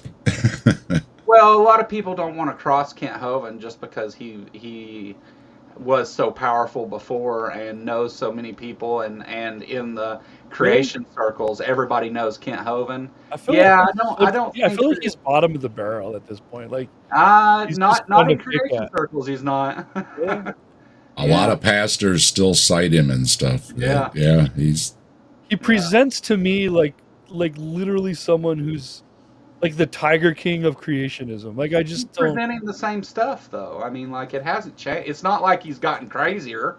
It's always been the same crazy shit. But I mean, he sits in front of his, what looks like a garage sale worth of junk behind him. Like, I can't take him seriously, and I'm surprised if anybody been doing that too for what now, like 20 years. Like, well, he's technically a millionaire doing that, and that's what kills me is that you can be a goofball in a Hawaiian shirt with SpongeBob behind you, and if you say Jesus, people will give you $1 million. Yeah, that's all you have to do. He really doesn't try hard at all. He's technically a millionaire. Yeah. Everybody sees Eric as just like a knockoff. Like, see, Kent Hovind said that Eric stole all of his. Ember says he's worth $4 million. Yeah, everybody thinks that Eric is just drifting off of Kent Hovind. So watching Eric is just watching Kent Hovind. Yeah, Eric's got more money. Eric's got more. Yeah. But he tries. Eric's got production quality stuff, and nice cameras and microphones and everything. Kent Hovind still uses a freaking lapel microphone that he holds half the time. I mean, he's not flaunting it, which I suppose is part of his grift, right? If he was flaunting it, he probably wouldn't get cheap, it. cheap. Yeah, they're building the plywood arc down there, and I'd be interested to know what Grayson thinks if we were to say he's got $4 million in the bank. What do you think? If like Grayson would be like, that doesn't look like he doesn't live like he's got $4 million. No, it's a damn homeless encampment down there. He's got homeless people down there building places, building the place and everything. Well, and it's technically a homeless place, isn't it? Yeah, that's what I'm isn't saying. that? Yeah. He's on the list or whatever as a shelter or whatever you call it, outreach for men or something like that. Mark Reed totally blames me for him having to revive the Kent Hovind thing every year now. I got a DM from him the other day saying it's all my fault. But anyways, yeah. I had a friend of mine who was down on his luck, having trouble finding a job and everything, and he's like, man, things are getting tight, been looking and looking, and I was like, hey, I'm sorry, I hope things work out and everything, I said, look, if I was you, I would go get a $600 haircut and buy yourself a couple $1,000 suit, get a manicure, and put that big smile on that you got there, stick your hand out and say Jesus. And he thought I was kidding. I was like, I'm not kidding. I'm serious. That's apparently all you have to do. Yeah. And in Hovind's case, you don't even have to fix yourself up, so. Yeah. Hovind's still like living off the clout he got from the original tour of his seminars and debating different people. He also steals from his own wives too, doesn't he? He steals from everybody. Yeah. Yeah, I mean, I have a he gets them to donate the stuff. That's what he. Yeah. If when you look at the motif that everything Dal represents, I have a conclusion in my next video that is basically explaining, in my opinion anyway, this explains why somebody like Hovind does it the way he does it. Because there's no reason he needs to do it this way. He could just do it professionally. He could do it in a manner which modern journeymen and contractors just do it for pay. Yeah. But what he's doing is biblical. What he's doing is a power structure. Most people don't recognize it that way. I do. Follow me for more secrets about the Bible and KH's. Grayson pretty much laid it on the line with his "is it a cult" debate, and he pointed out everything that Hovind does lines up with these lists of what cult leaders do. Yeah. They're the end all. They're set up on high. They're abusive to people. All those things. Right, everything he's guilty of doing. So the shoe fits, right? I bet Kent takes a while before he talks to Grayson again. That was brutal. That one was brutal. Yeah, that one was actually worse than the DAL visit. Grayson's got a great show idea. He was polite there. Yeah. Grayson's got a great show idea coming up that I'm supposed to help him with, and we got to find time to get going on that. But he wants to, if you guys didn't know, Grayson likes to, for in his free time, for fun, likes to go out in the woods and find really polluted, dirty areas and clean them up. That's cool. Trash. Just what he does. He wants to do that while live debating people. So like walking around ditches and roadsides and woods and stuff, cleaning up trash, debating people on the thing. So he's invested money in portable power supplies and lapel mics and stuff, and he's looking at Starlink and all kinds of things to pull that off. I've suggested he just gets a drone and put it on follow mode so that he can just walk around. And yeah, he was talking about the drone. Have you ever seen Skylink floating through the sky at night? Yeah. Anyone? No. Yeah. Is it easy to spot? We have it looks like there's a train. It looks like there's a train in the sky. Really? Yeah. We have lousy visibility here. I don't know. It looks like 20,000 feet up that there's a lit train. Yeah, you just see like a straight line of lights go across the sky. And a lot of times when you see it, you'll see like above and below it too, because they're in like groups. Um, I figure it would look a lot like the Tony Stark's like net defense thing from the Avengers movies, where it until does. it's finished, it'll just be like this It big. does somewhat. Yeah, In depending a on. way, it's kind of that first step to becoming like a. Oh, what's that? There's 5 levels of society or civilization or whatever. So that's like we're almost at level 1 as far as the level of society or civilization goes. That's kind of like the first step right there, creating that Yeah. train in the sky. Yeah, I take pictures with my telescope and stuff, and so I've been out and seen them a couple times. But Hey, Mikey, how you doing? Like, what's Mikey. up, Mikey? a new favorite person right there. Mikey, I've met in real life. I'm sorry. That's funny. Yeah. I was on the after party with Mikey yesterday, and I was on 604 Atheist. I fell asleep to listening to that last night. I was on there the week before, and Mike's awesome. So funny. He buzzed Neil so great last night. If you haven't seen it, it's so good. Neil goes to do his call off, and right in the middle of it, Mikey hits the air horn button. Hair horn, that was great. So Yeah. great. Yeah. Literally, the last word said is Mikey going, "It hurts." That's funny. So perfect. That's funny. Well, Yeah. Mike's Yeah, as soon weird. as I wrapped up the stream, I went over there because I knew Zach was on. So yeah, I fell asleep listening to Zach. Yeah, I've got Zach did. Oh, Uh-oh. that Kentucky internet. The Kentucky internet. Are we still on? It's Yeah. it's my camera zoom. I was switching it back. Zach recorded a thing for a video, a recorded video I'm doing that I meant to get out, and due to circumstances haven't been able to do just yet, so that'll come out this week. But yeah, Zach did a funny part talking about the watchmaker argument. It's quite funny.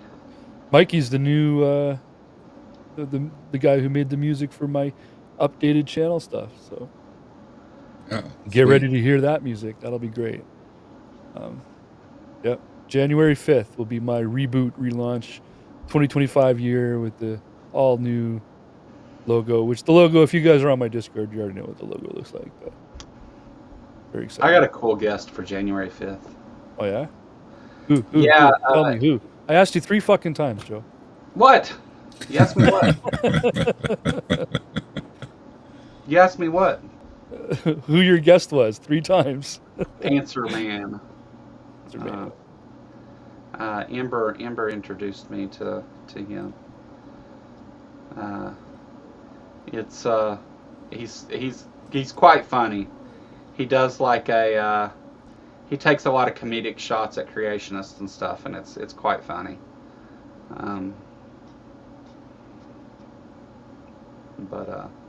Yeah. You know who I saw today? Oh man, you know what? I should have looked at it first before I brought that up because I don't remember the name of it. Hold on a sec.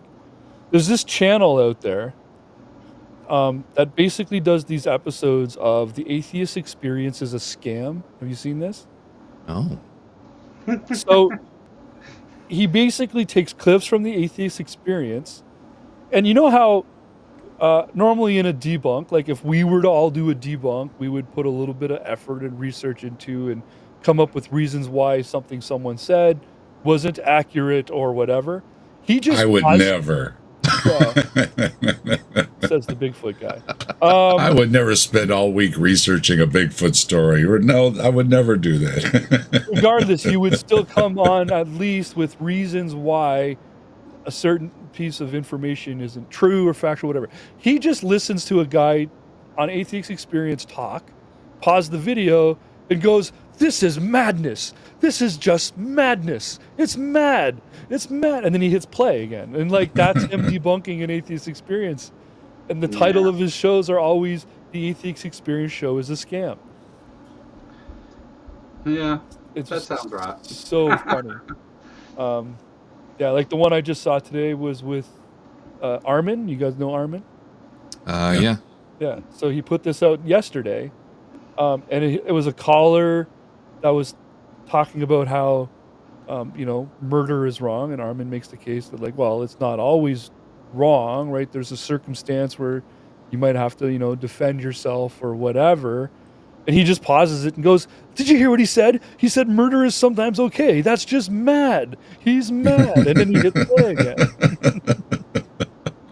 Like, atheists don't have any way to ground their reality. It's maddening. They're mad.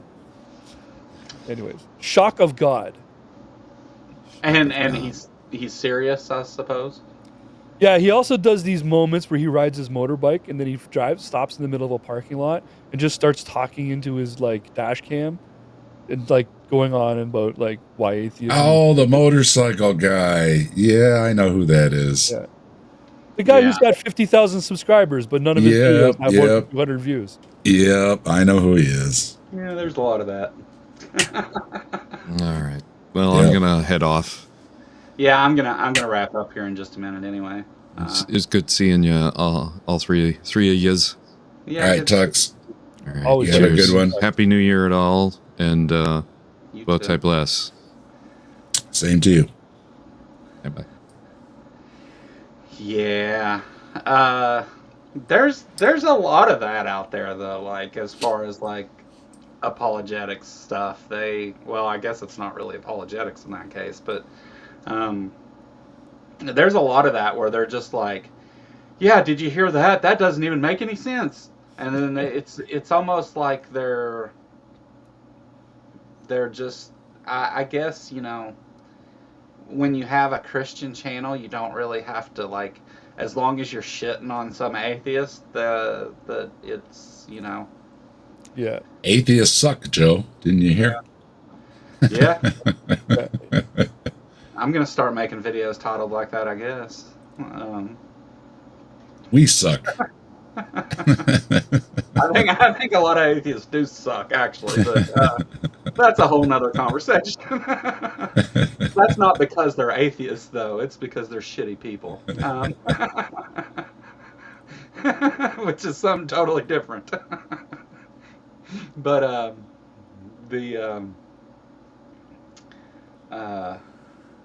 well, I mean, even like what we watched last night with Rob, right? Like it was just him, like, oh, well, this is what the Bible says, and it's like, yeah, no shit, we don't believe that's true. That's obviously the point that we make, and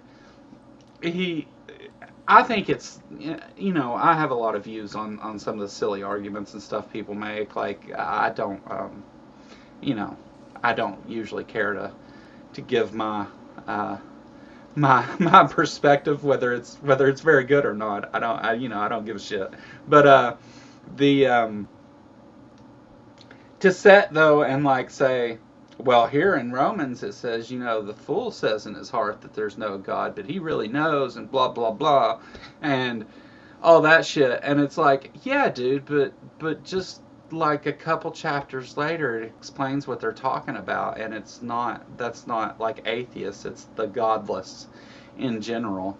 And so if you use that definition by your own logic, then you contradict yourself by the time you get to that verse, because then it admits that the godless, who you're calling atheists, do exist. So that's one of my favorite lines, is when Walter Kaiser told Ken Ham, "You don't understand Hebrew." I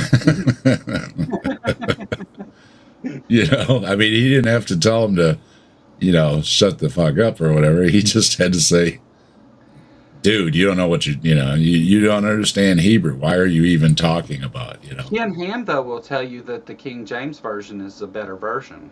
Right. Yeah. Like, he knows it. Yeah, he knows it in English. King James version. So. Which publisher makes the better King James version? The original King James Version is what Ken Ham says. But is there an original copy of the original King James? No, the original, like... Yeah, Ken Ham's daddy gave it to him. Yeah. Ken Ham in My an point odd is, if in you an turn odd over that first page, you will see a published by and year and date and stuff. yeah. Like, so which published version of the King James is the best? My question. In an odd way, Ken Ham is very honorable towards his father. Okay, everything his father taught him was gospel. Okay, his version of Christianity that he learned from his father, not in theology school or anything. Ken Ham learned everything from his father, who was a small preacher. So in an odd way, it's honorable that, you know, his father could say no wrong. So anything his father told him, including the flood and all that stuff, his father, there's no way he could have told him wrong. So that Ken Ham has that, I think, stuck in his head. And it's kind of nice that he honors his father and all, but I point out that the first time I ever worked on a car was with my dad, right? This is how you change spark plugs, or, you know, whatever little thing you're doing in the driveway, right? Sure. And then there came a day where my dad brought his car into the shop when I was a mechanic, and he said, "I need you to fix my car. I can't work on these things anymore," right? There's also the realization of, hey, my dad taught me the first thing to ever fix a car. But he reached an age where he's not fooling himself thinking that he knows more than the son about the newer cars, right? Ken Ham could never get to that point, right? He could never think that himself or his father could need to be updated in any way. I think that's just a cop-out that Ken Ham... I don't think Ken Ham actually... I don't think that's actually what drives him to say those things, but... Well, it's ingrained in him. You know, his prized possession is that little Noah's Ark his dad carved for him, right? He has it in a display case. Yeah, he has it in a display case, and his father's Bible, too. Those are in display cases. He holds them with great reverence. Yeah, he's been wrong for so long that he's not going to start going backwards now. Man. And besides that, like, again, like these people, like the Ken Hovens and the Eric Hovens and the Ken Hams, like those are the people that are getting rich off of the Young Earth creation. Well, Eric too. He still repeats almost all of Hovens' Hovens' materials word for word. Right. Even the jokes. Did you see somebody did a thing where they were pulling up Kent Hovens' jokes from the 70s or whatever, and Eric is still telling them word for word? Yes. He's got rights to use all that stuff, so he's got it all memorized too. Yeah. He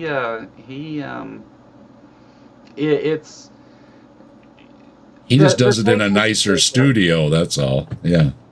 You can never they have too much incentive to be dishonest to ever actually be honest. So you don't ever know like what really, like, if Ken Ham, who knows, his dad may have never even said any of that shit, and he's just got all that shit to give credence to the claims that he makes. Like, it could be that with him because he's such a dirty grifter, right? I mean, like, would you be surprised if it came out tomorrow that was the case? Probably not. Like, I'm not saying it is, I'm just saying, like, they have incentives to not be honest. Oh. Call him a liar all the time. So right. I'm just saying on that issue, I know he's a liar, and I know you think he's a liar, but just on that one thing, like, I wouldn't be surprised at all if it came out it wasn't true.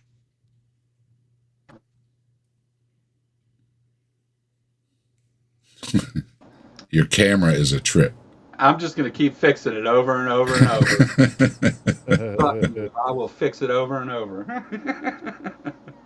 But, you know, there's the groups that, like, yeah, they believe so much of whatever's true or whatever. And then there's the people who don't and say it anyway. And then there's the people who just don't give a shit. And so, like, whenever we say, yeah, like, Kent Hovind believes the things he says, I don't think Kent Hovind gives a shit whether they're true or not. For Kent Hovind, it's definitely about money. I mean, everything in his atmosphere is about money. That's why he has people come build his shit for free. That's why he Okay. does everything he does. It's Well, I said that about Ken Ham. If Ken Ham if Ken Ham would just walk away from everything, he wouldn't lose anything because he doesn't have any of his own money in any of that.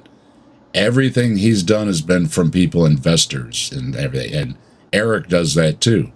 When he makes those movies and stuff, he gets the money up front. He gets a bunch of people to donate and call quote investors, but they never get a return. So it doesn't cost him anything to make his movie. Yeah. So anything he makes on it is all profit because he doesn't have any bills. Yeah. He got. It's almost like a discount version of prosperity gospel. Like it's just it's all the same stuff, right? Like it's just whatever. But you should do another episode of getting Mike on too, and just do some brain shocking of like introducing him to some of the characters that we're well versed in. Yeah, that was actually a lot of fun. Hanging It's out really with funny. Mike. Yeah. I like watching his brain break. Yeah. I had Arn on the other day, and Arn's like, "I thought you said he was your friend. Like, why would you introduce him to all this crap?" Yeah. Yeah. I must have. Go ahead. I must have, because I was there during that live. I must have had to have left before it ended or something. Yeah. Because I don't remember the ending of it. It kind of went a little long, but Yeah. that's okay. It was all good. Yeah. It was a different change of pace for it was all just weird. But yeah, like Mike still doesn't know about Jordan Peterson. Like he doesn't know about oh man, some of the names are now I'm just blanking on them right now, but I feel like Jordan Peterson is one he should be aware of since he's also Canadian. But there's a guy, so when I was driving home from Waterloo from the holiday season, on the on-ramp for one of the highways, there was a Canadian military, I assume military because he was all in his camo, holding a Canadian flag on his hip, which is a strange thing to see in Canada, right? Because, like, we've got Canadian flags around, but we don't see people carrying them usually. And all around him, he had these little, like, lawn signs, like the same kind of signs you would see during an election or whatever, like these little lawn signs. And they were all things like, Trudeau is a criminal. We believe in Jordan Peterson. There's only two genders. There's like he had it like all in front of him on the grass on this on ramp. All of the greatest bullshit you ever saw. If I wasn't with my family, I so badly wanted to just like pull over and get out and pop my cell phone camera out and just be like, "Yo, are you nuts?" Yeah. And I may still. If I have the guts, I don't know if I have the guts, but if I have the guts, I may just stop because I'm going back. I may just stop on the way and see if he's there again. And then, like, get out with my camera. Maybe I'll even hit go live onto my channel and just be like, what are you doing? Like, oh, man. But well, it's all over, Joe. Yeah. You see the comment there. Yeah. Some blah blah blah was blah blah that dated the shroud blah blah. Yeah, no, that's probably from Joe Marino, and it's nonsense. Even if that was the case, that still does nothing for you. And who the fuck pulled your string, by the way? I get the emails almost every day. Joe Marino, Joe Marino, Joe Marino. It's like, dude. I haven't said the words Shroud of Turin in probably once this year, and it was way back whenever I had to boot Otangelo when I found out what a piece of shit he was. Yeah, I don't see the Shroud comment. Did it get removed? No, it's Catholic traditionalist. Oh yeah. Oh no, it's there. It's even on screen here. It's at the top now on screen. Okay. The Shroud of Turin was recently dated using wide-angle X-ray spectrum. They found it does date back to the time of Jesus Christ. I find it fascinating that um, they're willing to accept the dating methods for the Shroud of Turin, but not for the age of the Earth. You know, These are it's fun- untested methods that they're quoting all the time, too. Yeah. It's funny for It's- an apologist to come and say that, because it's like you just dismiss all the problems that there are with it, and you dismiss all the problems to come and point out some bit of science that doesn't amount to shit, and then you expect people to take you serious. And Joe Marino is notorious for pseudoscience. He says, I used the shoebox method to date this, and the shoebox method says it's first century, and it's like, what's the shoebox method? Oh, it's a great method for dating things. I just made it up. Yeah, he says these things all the time. He's made up like a half a dozen dating methods that do not exist. Nobody uses these methods. yeah. And he'll spout them off. Well, I've used the shoebox, and I've used the birdhouse dating method, and I've used the kitchen spoon dating method, and they all agree with me. And it's like, yeah, because you make all these things up. They do not exist. There was no time before calendars. That's where I stand. Earth didn't exist before the first calendar was printed. Joe Marino is one of those ones that just makes it up on the fly, and he's full of baloney. I just don't understand showing up and saying that, because like, even if I give you that that's true and the science is good and all that, like, that still doesn't do anything like for your claim. And none of it matches up to the Bible either. So if you're trying to be biblical, none of that thing lines up with the Bible either. So it's ridiculous either way. Even if they had a shroud and they could date it to like the exact day, which they aren't even sure about, they still argue over what day Jesus apparently died. Even if they got the date right on within a week, and they could prove that there was DNA on that shroud, you still can't show that DNA was Jesus's DNA. Do you not see? Yeah, exactly. Yeah. Do you not see the non sequitur in what you just said, like Catholic traditionalists? Do you not see that there? Like, oh, they can't reproduce it, hence it's miraculous. like. Do you how do you not forget to breathe and end up drowning on air, you dipshit? Like, I've tried to reproduce KFC's secret blend of spices. I'm pretty close, but there's still something missing. So I got it down here. I keep it for. Yeah, I don't know what the heck I'm doing. KFC because they won't tell you. That's why. Yeah. No. The problem with that argument is that the church won't allow proper testing to be done. And without testing, you're probably never going to know. And even if you could, some of the methods used might have deteriorated so much by now that you don't know what method they used originally anyways. So the Catholic Church claims to have the crown of thorns that Jesus wore as well. So let's get some DNA from that, and then let's compare it to DNA from the shroud. They've got his foreskin, too, and some of his blood and all kinds of things. Yeah. Well, every time you drink wine, it's the blood of Jesus. It's just like...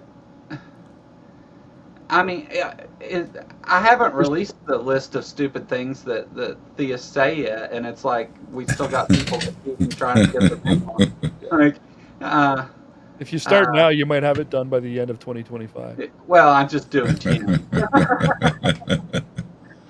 The Shroud of Turin is very clearly, obviously, up there with the whole, Noah's Ark on Mount Ararat or whatever. Like, that's just, there's nothing there. Even their argument is the reason that the Noah's Ark and the Ark of the Covenant and all these things haven't been discovered is because God doesn't want them discovered, because they'll be worshipped as idols.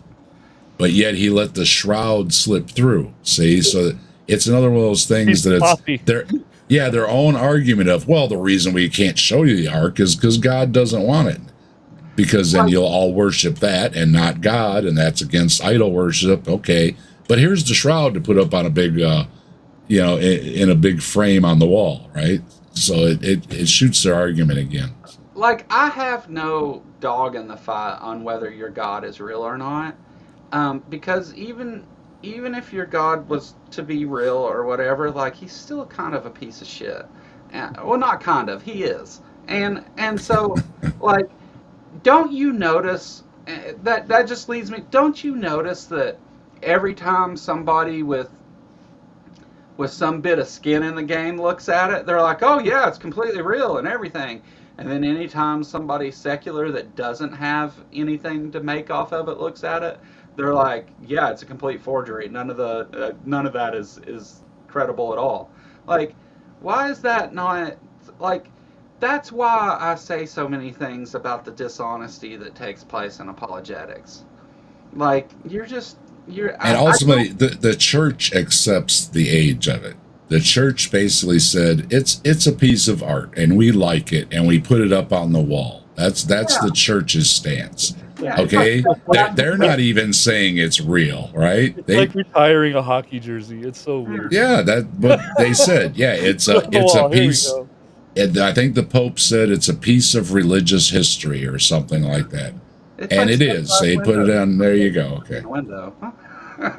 I have more power than this God because at least I can show up every week on my YouTube channel. Yeah, at least you show up on time occasionally. Every week. Yeah. Every week. So, yeah, their God hasn't had the power to show up in 2,000 years. So. Yeah, the church doesn't even make a stand on it being real. So it's silly. Yeah. The church has a letter from the artist saying it's a painting. Less people worship it in here. Yeah. No, Amber, that doesn't count. It's like what the fuck? Like you just anything to be able to say my thing is true. Like and you know, you think atheists are the enemy or whatever. And just the fact that people can go and check the stupid things you say makes you the one that's destroying Christianity, not me. The custodian of the shroud accepts the dating methods on it. The one that the in charge of the thing, you know, accepts the dating. And I'm pretty sure that's the same person that said something about Marino's methods that he claims that.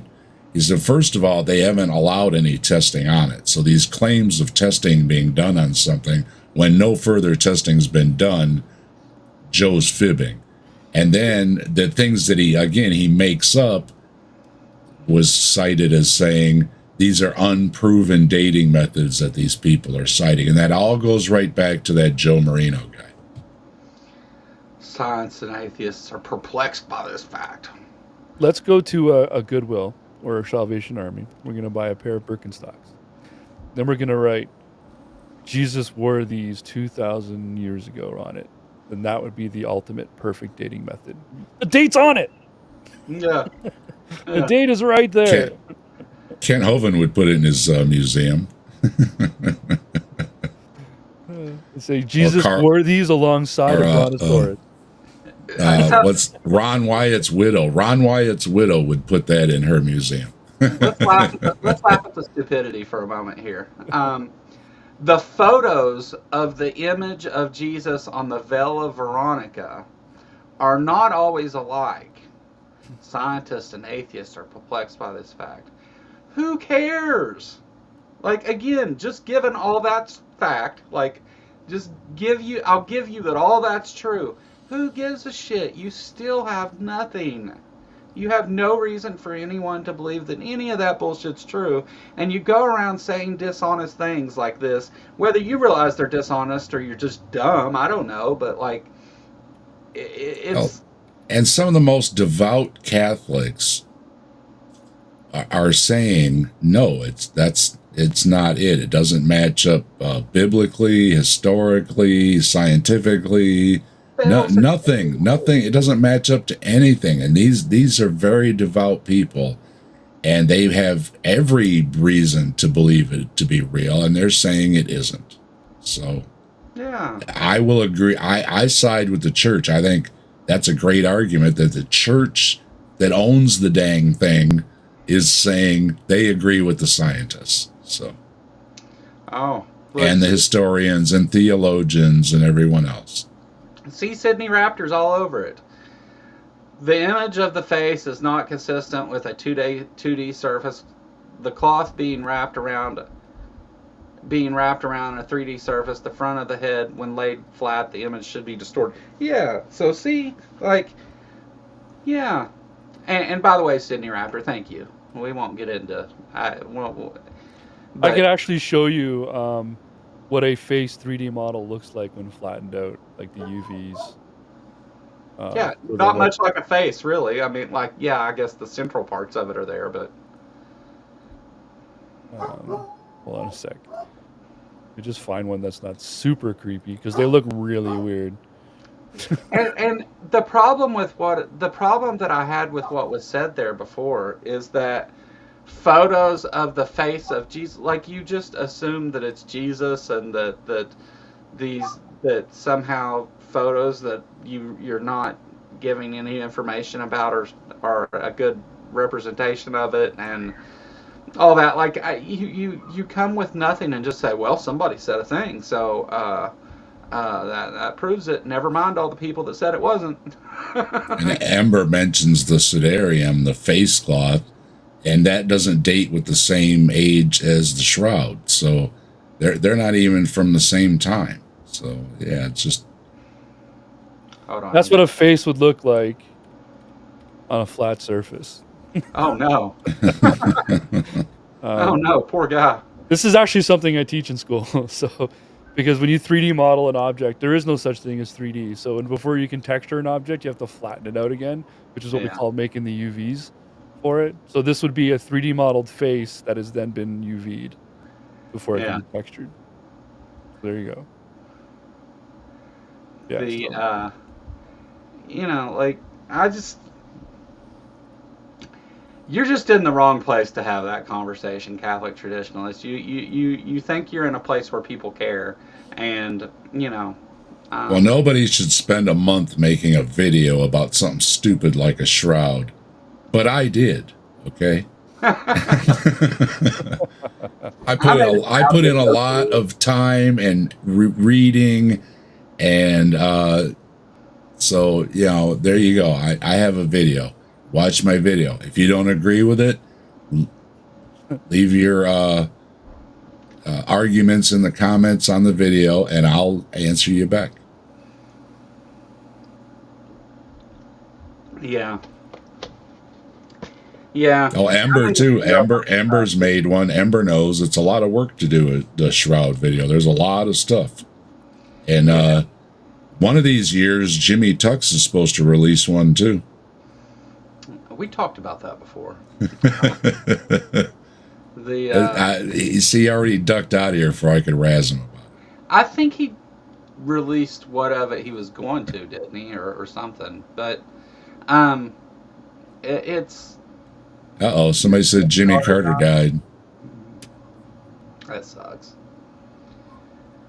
But it's, you know, like.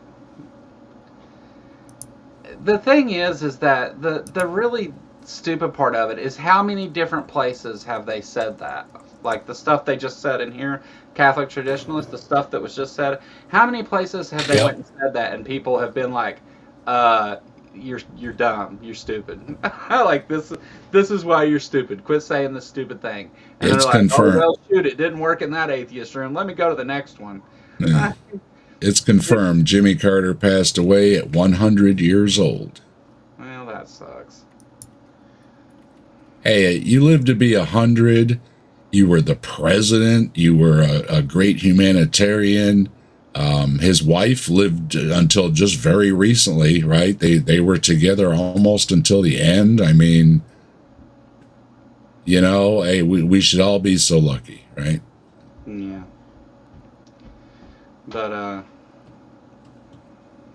But I mean, he beat the average American life expectancy by 24 years. Yeah, he did pretty good. Yeah, and the missus just passed away, what, a year ago or so, right? So, yeah, they were together for all those years too. That's rare as well. So, you got to vote one last time at least. Yeah. Oh, we lost Joe. No. There he is. All right. Well, now that things got dumb, I guess we might as well end it there. The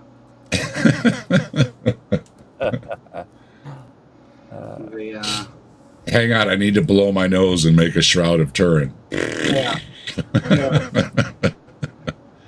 Oh, Red Pill Rob, by the way, yeah, there's this thing called a handkerchief. You might want to get one. It's called a "Don't Do Meth Before You Stream." You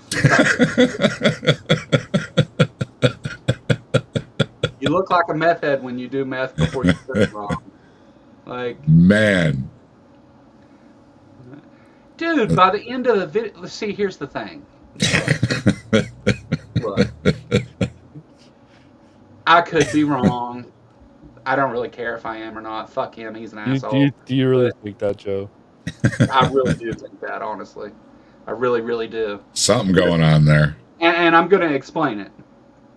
So, you know, having experiences with people on drugs and all that doesn't make me yeah, we were going to end, but here's the thing. Yeah, doesn't make me correct on saying when people do drugs. But we're doing the Columbo version here. Just one more thing. That's one more thing. But first of all, the disjointed things that his behavior is what spelled it out. Like his behavior by the end of the video too. It wasn't just the rub in the nose. By the end of the video, his whole face in this area was bright red from him rubbing and scratching and I mean, we're talking every second he was touching his nose in that video. And you could say, oh, maybe he had a runny nose. Except for, yeah, he did a couple sniffles and things, but it was always, every time, it was very few. And when he did that, it was, you know, because he's got that drainage going down his throat. It's his behavior is what leads me to believe that. And whether that's the case or not, he still behaves that way, and he's a piece of shit. So Maya says no one else is streaming, Joe, so you got to keep going. Oh well, I mean, I can. I don't care. I mean, well, you still haven't pulled up some of your stuff. You should pull up some of the stuff before you wrap things up. It's some of your awesome videos of the year that I was in. Well. Count down the best TK videos. So let me explain. I had planned to like get some clips of different videos together and stuff, but I just pull your channel up. Right. Just pull your channel up. We'll take a look at it real quick. Okay. Let's see how great your channel is. Show off your channel. You wanted to show off your channel, so I let's. was trying to make it fucking clickbait, Dave. Like, why can't you let me have my clickbait titles? Oh man, I'm sorry. You make me run away from the screen. See how far I backed up? Hey, Atheist Suck worked pretty good last night. We had 500 viewers last night, so maybe maybe we should call more streams derogatory against atheists. So. I just like looking at your channel and all the thumbnails. The art you put together looks so good. All right, hold on a second. I'm getting the.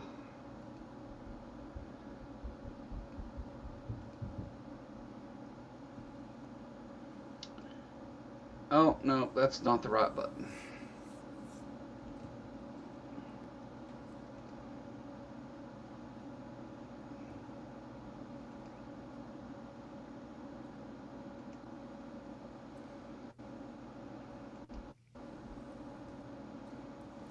I'm looking forward to tomorrow night. I gotta tell you, real excited for what's happening tomorrow night over on my channel.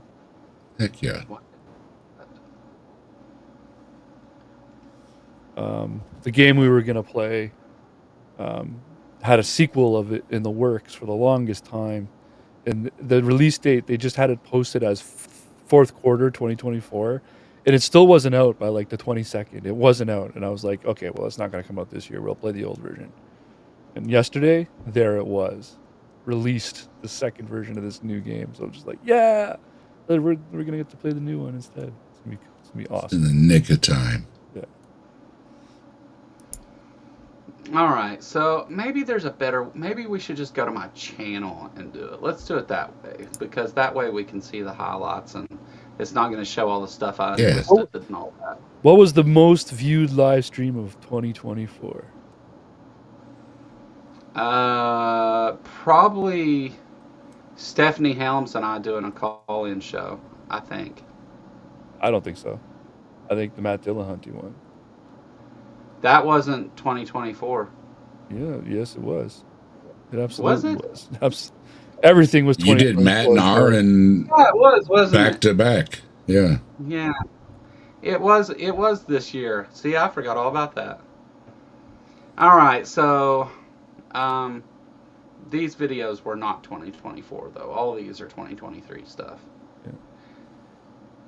Yeah, see, you've only known me for a year at this stage already, Joe. Only a year.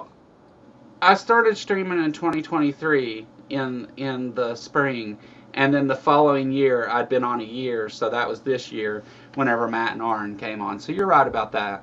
This stuff here is all over a year old though. Yeah. But if you click on the live organized by your lives, you can select popular, and then you'll see which ones were the big views last year.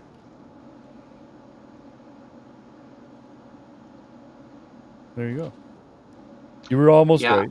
Yeah, it's definitely. Yeah. See, my numbers say that the Matt Dillahunty show got 6,400 views. I don't know why it's different, but it is. I think it has to do with like confirmed views and unconfirmed views. Yeah. I have the same problem on my end where like when you look at the backstage stuff, the numbers don't line up. Yeah.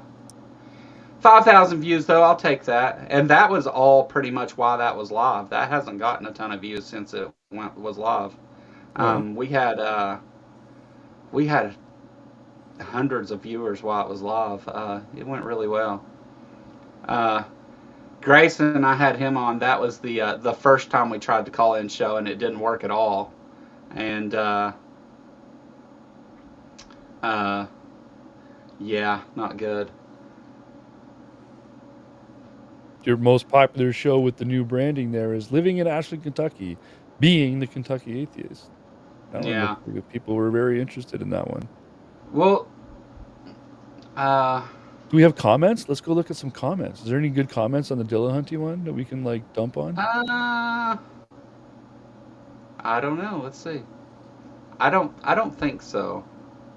You want to see some good comments? That's on the older stuff. That's on the recorded content, because all the live stuff really doesn't do much after the fact. Oh, okay. Here we go. 84 comments. That's not bad. I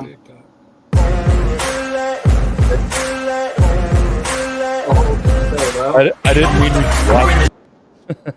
We have to watch it now, Justin. We're here. I don't want to watch it. I've seen it. Let's see who we got here. Joey Balls from Newport, Kentucky. Daniel Dennett. I'd like to be part of the ARC protest. You got a lot of love in that one, eh?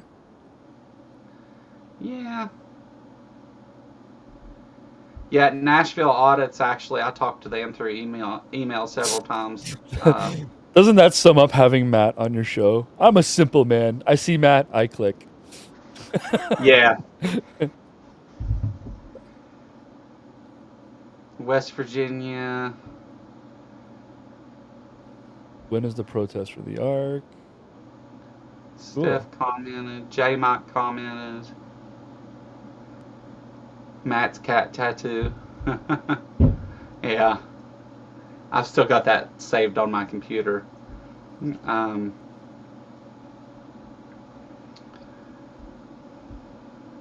Robin saying hi to people from Kentucky. I got a lot of subscribers off that video. It kind of pulled you over the top, didn't it? it helped. I didn't shout. Thanks for the shout out, Jimmy Snow. It was Robin's spell that did it. I mean, let's give credit where credit's due. Well, the show that we hit it in, I'll go to it in a second. But the show that we hit 1,000 on, and see how far away from this it was. Yeah, I kind of hit Matt with a little bit of the problem of deception and did a poor job of explaining it and blamed it on Jimmy Tux. It's not exactly how it went, but I never used the word presupposition other than with valid or invalid. Let's say you're trying to... Yeah, who cares? By the second sentence, it's already too much to read. Yeah. Well, you know. Comments are hard to come by. So if you're getting comments, that's always good. That's what Joe just said. Yeah, that's the toughest thing to get is to people to drop a comment. Yeah, the live streams don't get a whole lot of comments. That's kind of where I'm like trying to figure out my gimmick there to get people to watch longer and comment after a show. And it's just for the algorithm too, right? So it doesn't even have to be relevant. Like, so I'm just trying to think of like ways that I could get engagement from the audience. You know, I'm thinking about doing some kind of thing where like write a comment of a certain type in my comment section and I'll read it live on the next show kind of thing. But I'm just not sure how to approach it or what the game or gimmick will be. Oh, I have to go in and unlist it the other way. That's not supposed to... Azzo's trivia show isn't even supposed to be there. I thought I unlisted all those. You missed one. Yeah. Maybe there was a reason. Was it like one of the ones that... Was it like one of the ones you had to... Didn't you host one for him? No, that's still Azzo up there. Yeah, never mind. Yeah, no, it wasn't that one.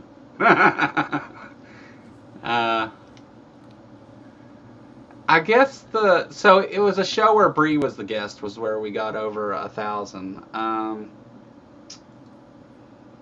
Let's go to oldest live streams because there we go. One of our early guests,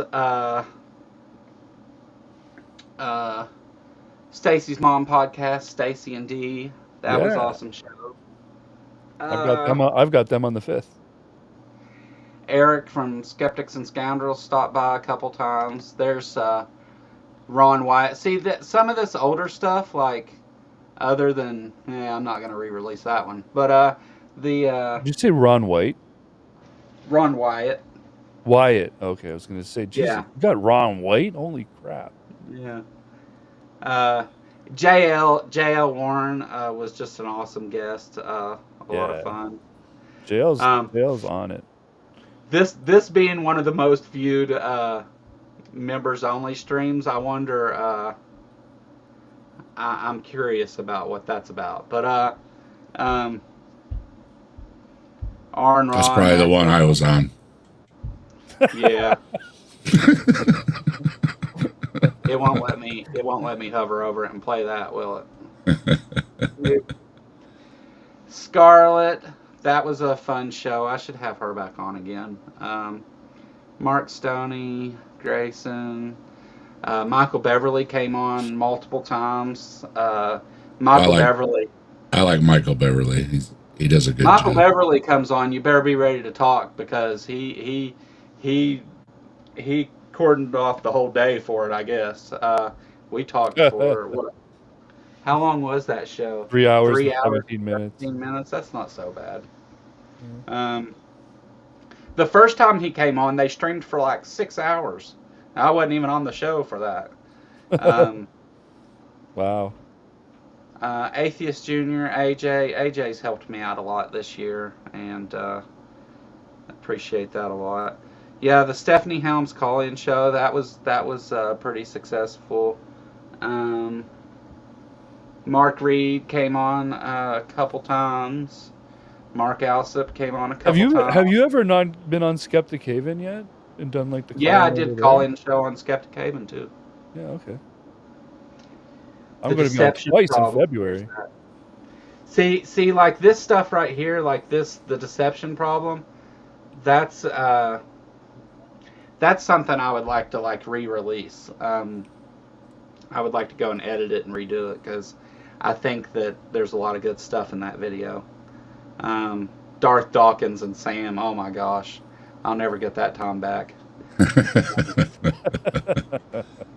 But you'll always have the memories. Yeah, the wives of West Virginia. If only You wanna Dave see was on that show, funny? it would have been better. There you go. That's the one that brought tears to my eyes. Yeah. I was laughing my ass off watching that. What do you get? The politicality shows.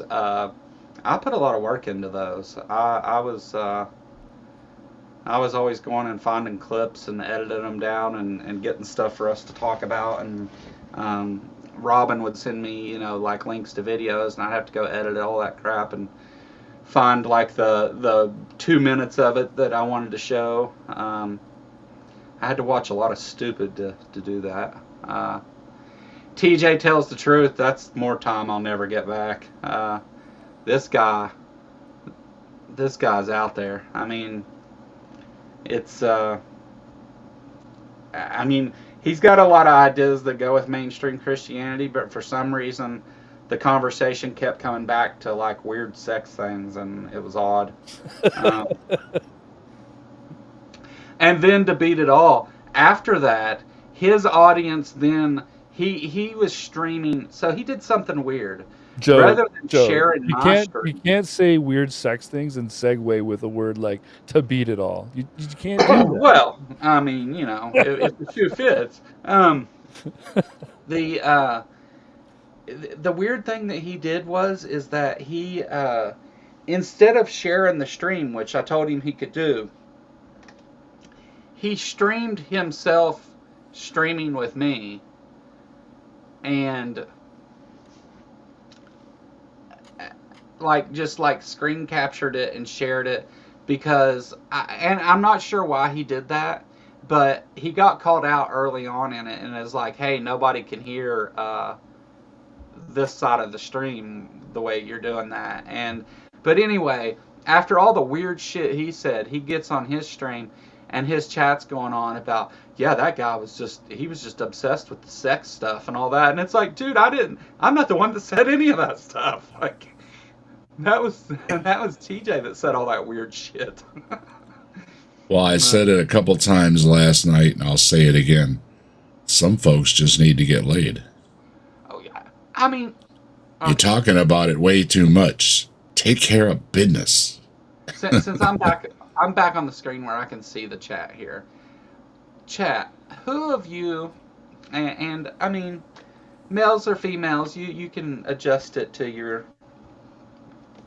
terminology here, but who of you would go on another stream, and no matter whether it's true or not, or what the conversation was, would say, yeah, that night when I was jerking off in the shower that night. Like, who does that? Who goes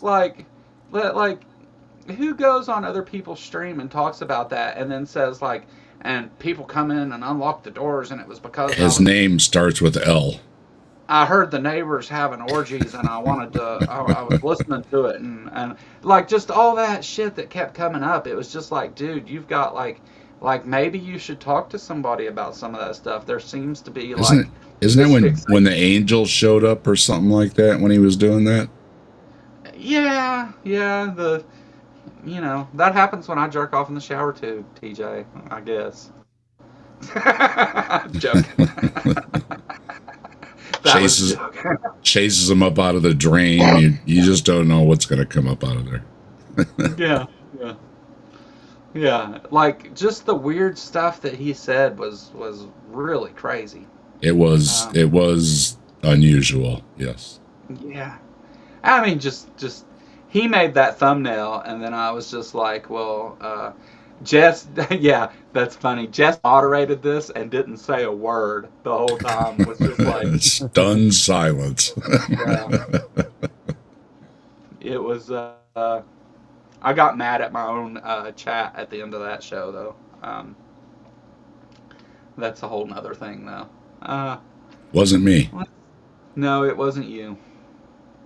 It wasn't anybody. Well, it was a couple people in particular, but not that time.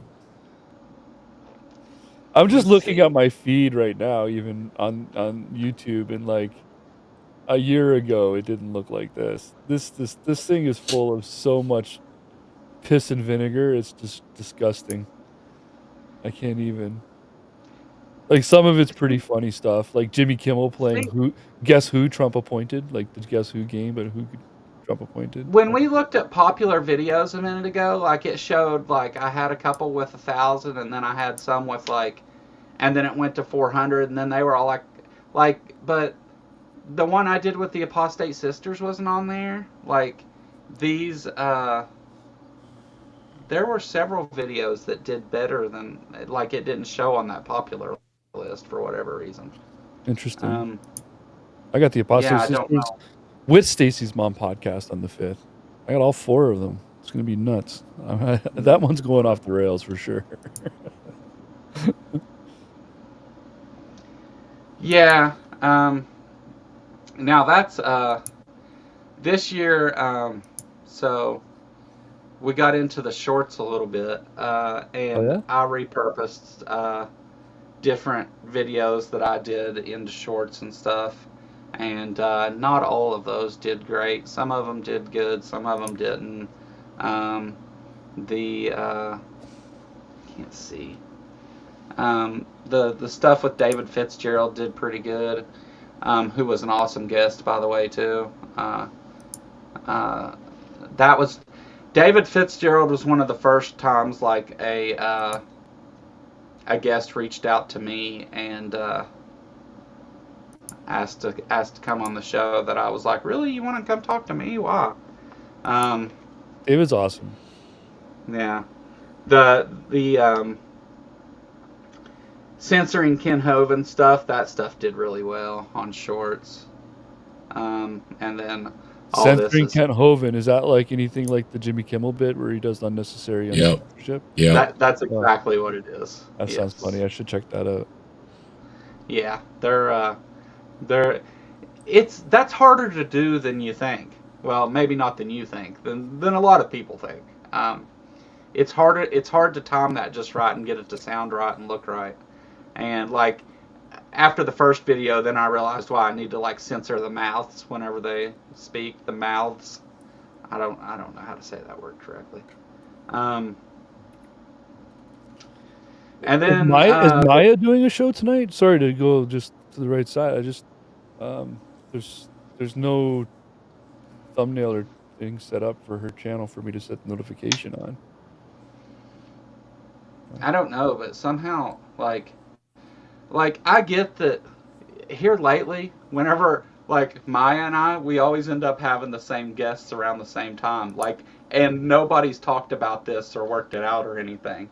It'll be like and I understand with Secular Rarity and AJ, like I see why that happened. I know why that happened.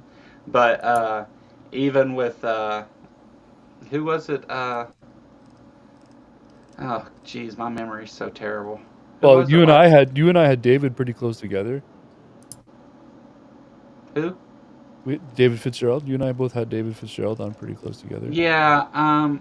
No, it's just been a recently thing. I'm not saying like it's just been a like here. It's been this weird coincidence, and it is just a coincidence. That's it's just been a weird thing where I'm assuming you were trying to piss me off. No, I didn't. I really didn't know. I've got somebody else. It's doesn't look like Maya has anything up yet. I know. I'm staring at it. Oh, really? Yeah, I'm waiting. How did I come across that comment then? No, okay. There's 2 conversations happening here, Joe. You're fine. Yeah, I understand. Maya doesn't have her show posted for tonight yet. Who was it that just... But we know it'll be there. Yeah. I got the whole house to myself for a week. So normally where I watch Maya's show kind of like, in bed quiet and just like occasionally chime in, tonight I'm just going to be at my computer and like full on engaging with the audience, and I'm excited, and I'm going to stay on the whole time. Well, I had talked to somebody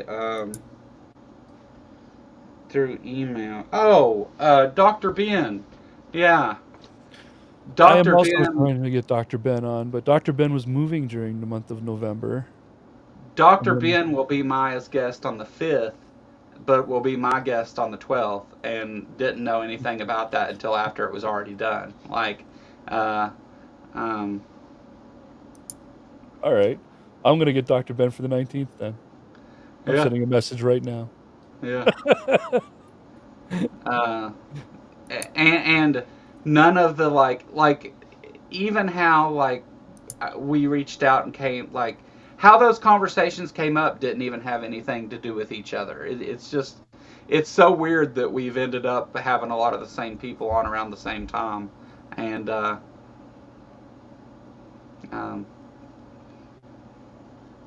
just weird. But let's see, is there something else I want to show on here? Oh, this is something I want to show for sure. Let me go to, oh, this doesn't give me that. Let's go here. Let's just change the tab completely and go to Studio.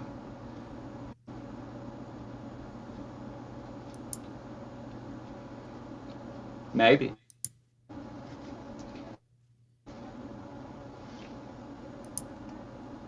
All right. So we're almost to 1,300 subs, which is quite amazing. 75,000 views. We hit that a while back. Let's see.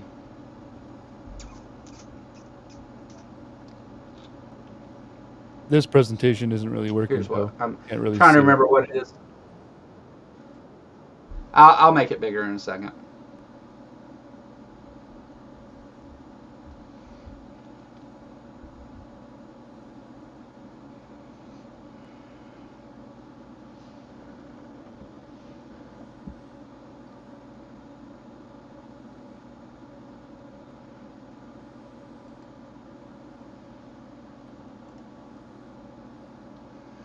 So we've made it up to 79 memberships, which is Wow. quite amazing. That's the most that I've had on here. I would read all these names. I think that I would love to read them all, but I'm not going to. Well, I don't think anybody wants to listen to me run off 79 names, and but you need most, Zach. You We need all Zach to know do who it they for are. you. You need Zach to do it for you. He can talk fast. yeah, I can talk fast, but nobody will understand it. But yeah, and we've even got like a couple people have joined some of the upper levels of the membership thing, the Unshaw podcast, the Dave Adams. We've got, because most of these are not most of them, but a lot of these are gifted. The gifting automatically goes to the Sunday school one. Everybody in the schooling level is the 99-cent memberships, and then but the gifted ones go in the next one up, and it's just really cool that we've made it up to that many members. Just Gee, I wonder how quick. that happened. Magically, Maya now has a thumbnail up for tonight's live stream. Okay, good. Funny how that works. Notify me when this show starts. Thank you, thank you.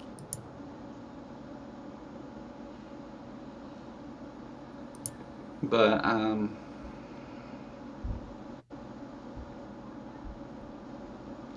what contradiction? There are multiple theorems, theories, and empirically proven phenomenon which articulate facets of contradiction and paradox. Okay. I haven't been paying attention to chat because I've been on that other screen, so not going to jump in the middle of that nonsense.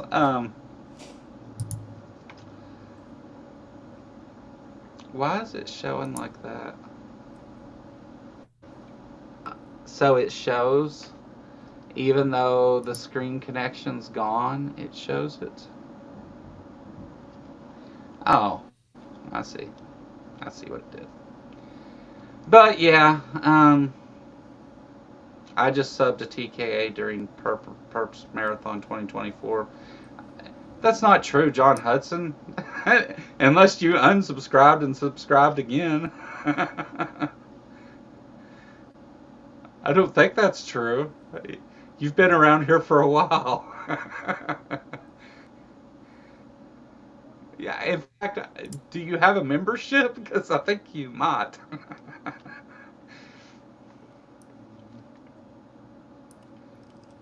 Maybe I'm mistaken. I don't know. But yeah, this year's been really awesome. There's been a lot of good things, and a lot of new people joined this space, and there's more creators and more content. And has Paula Gia released his video of or his list of people this year yet?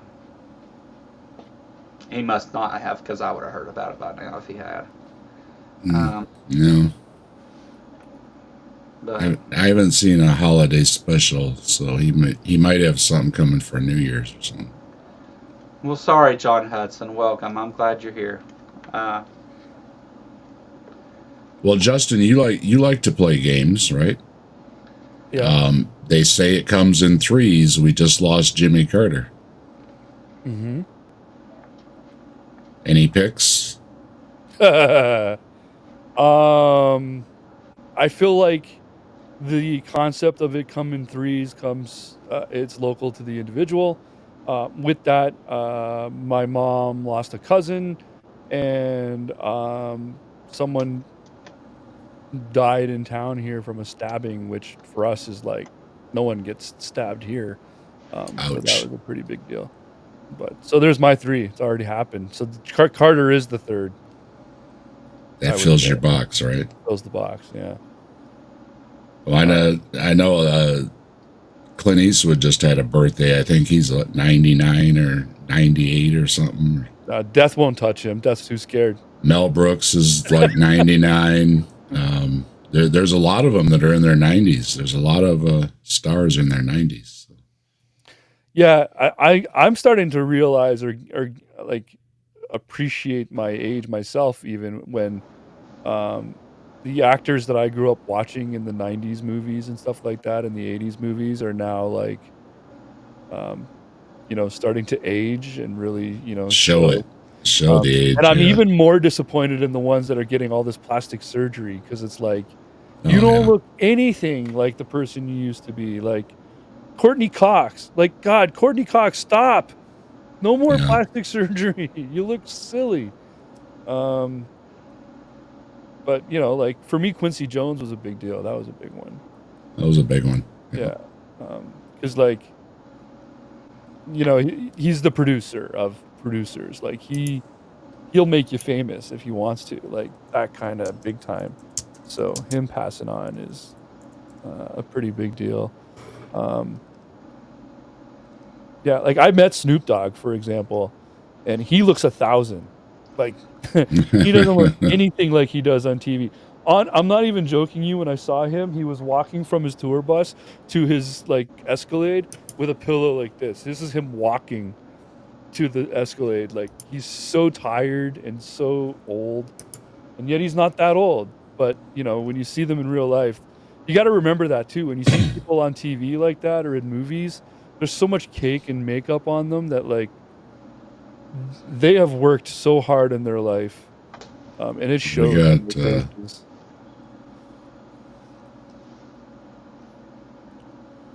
Let's see. David Soul. We lost David Soul. Starsky and Hutch. James Earl Jones, Shelley Duvall. Yeah. Oh, Donald Sutherland. That was a big one. I feel like Harrison Ford's living on borrowed time.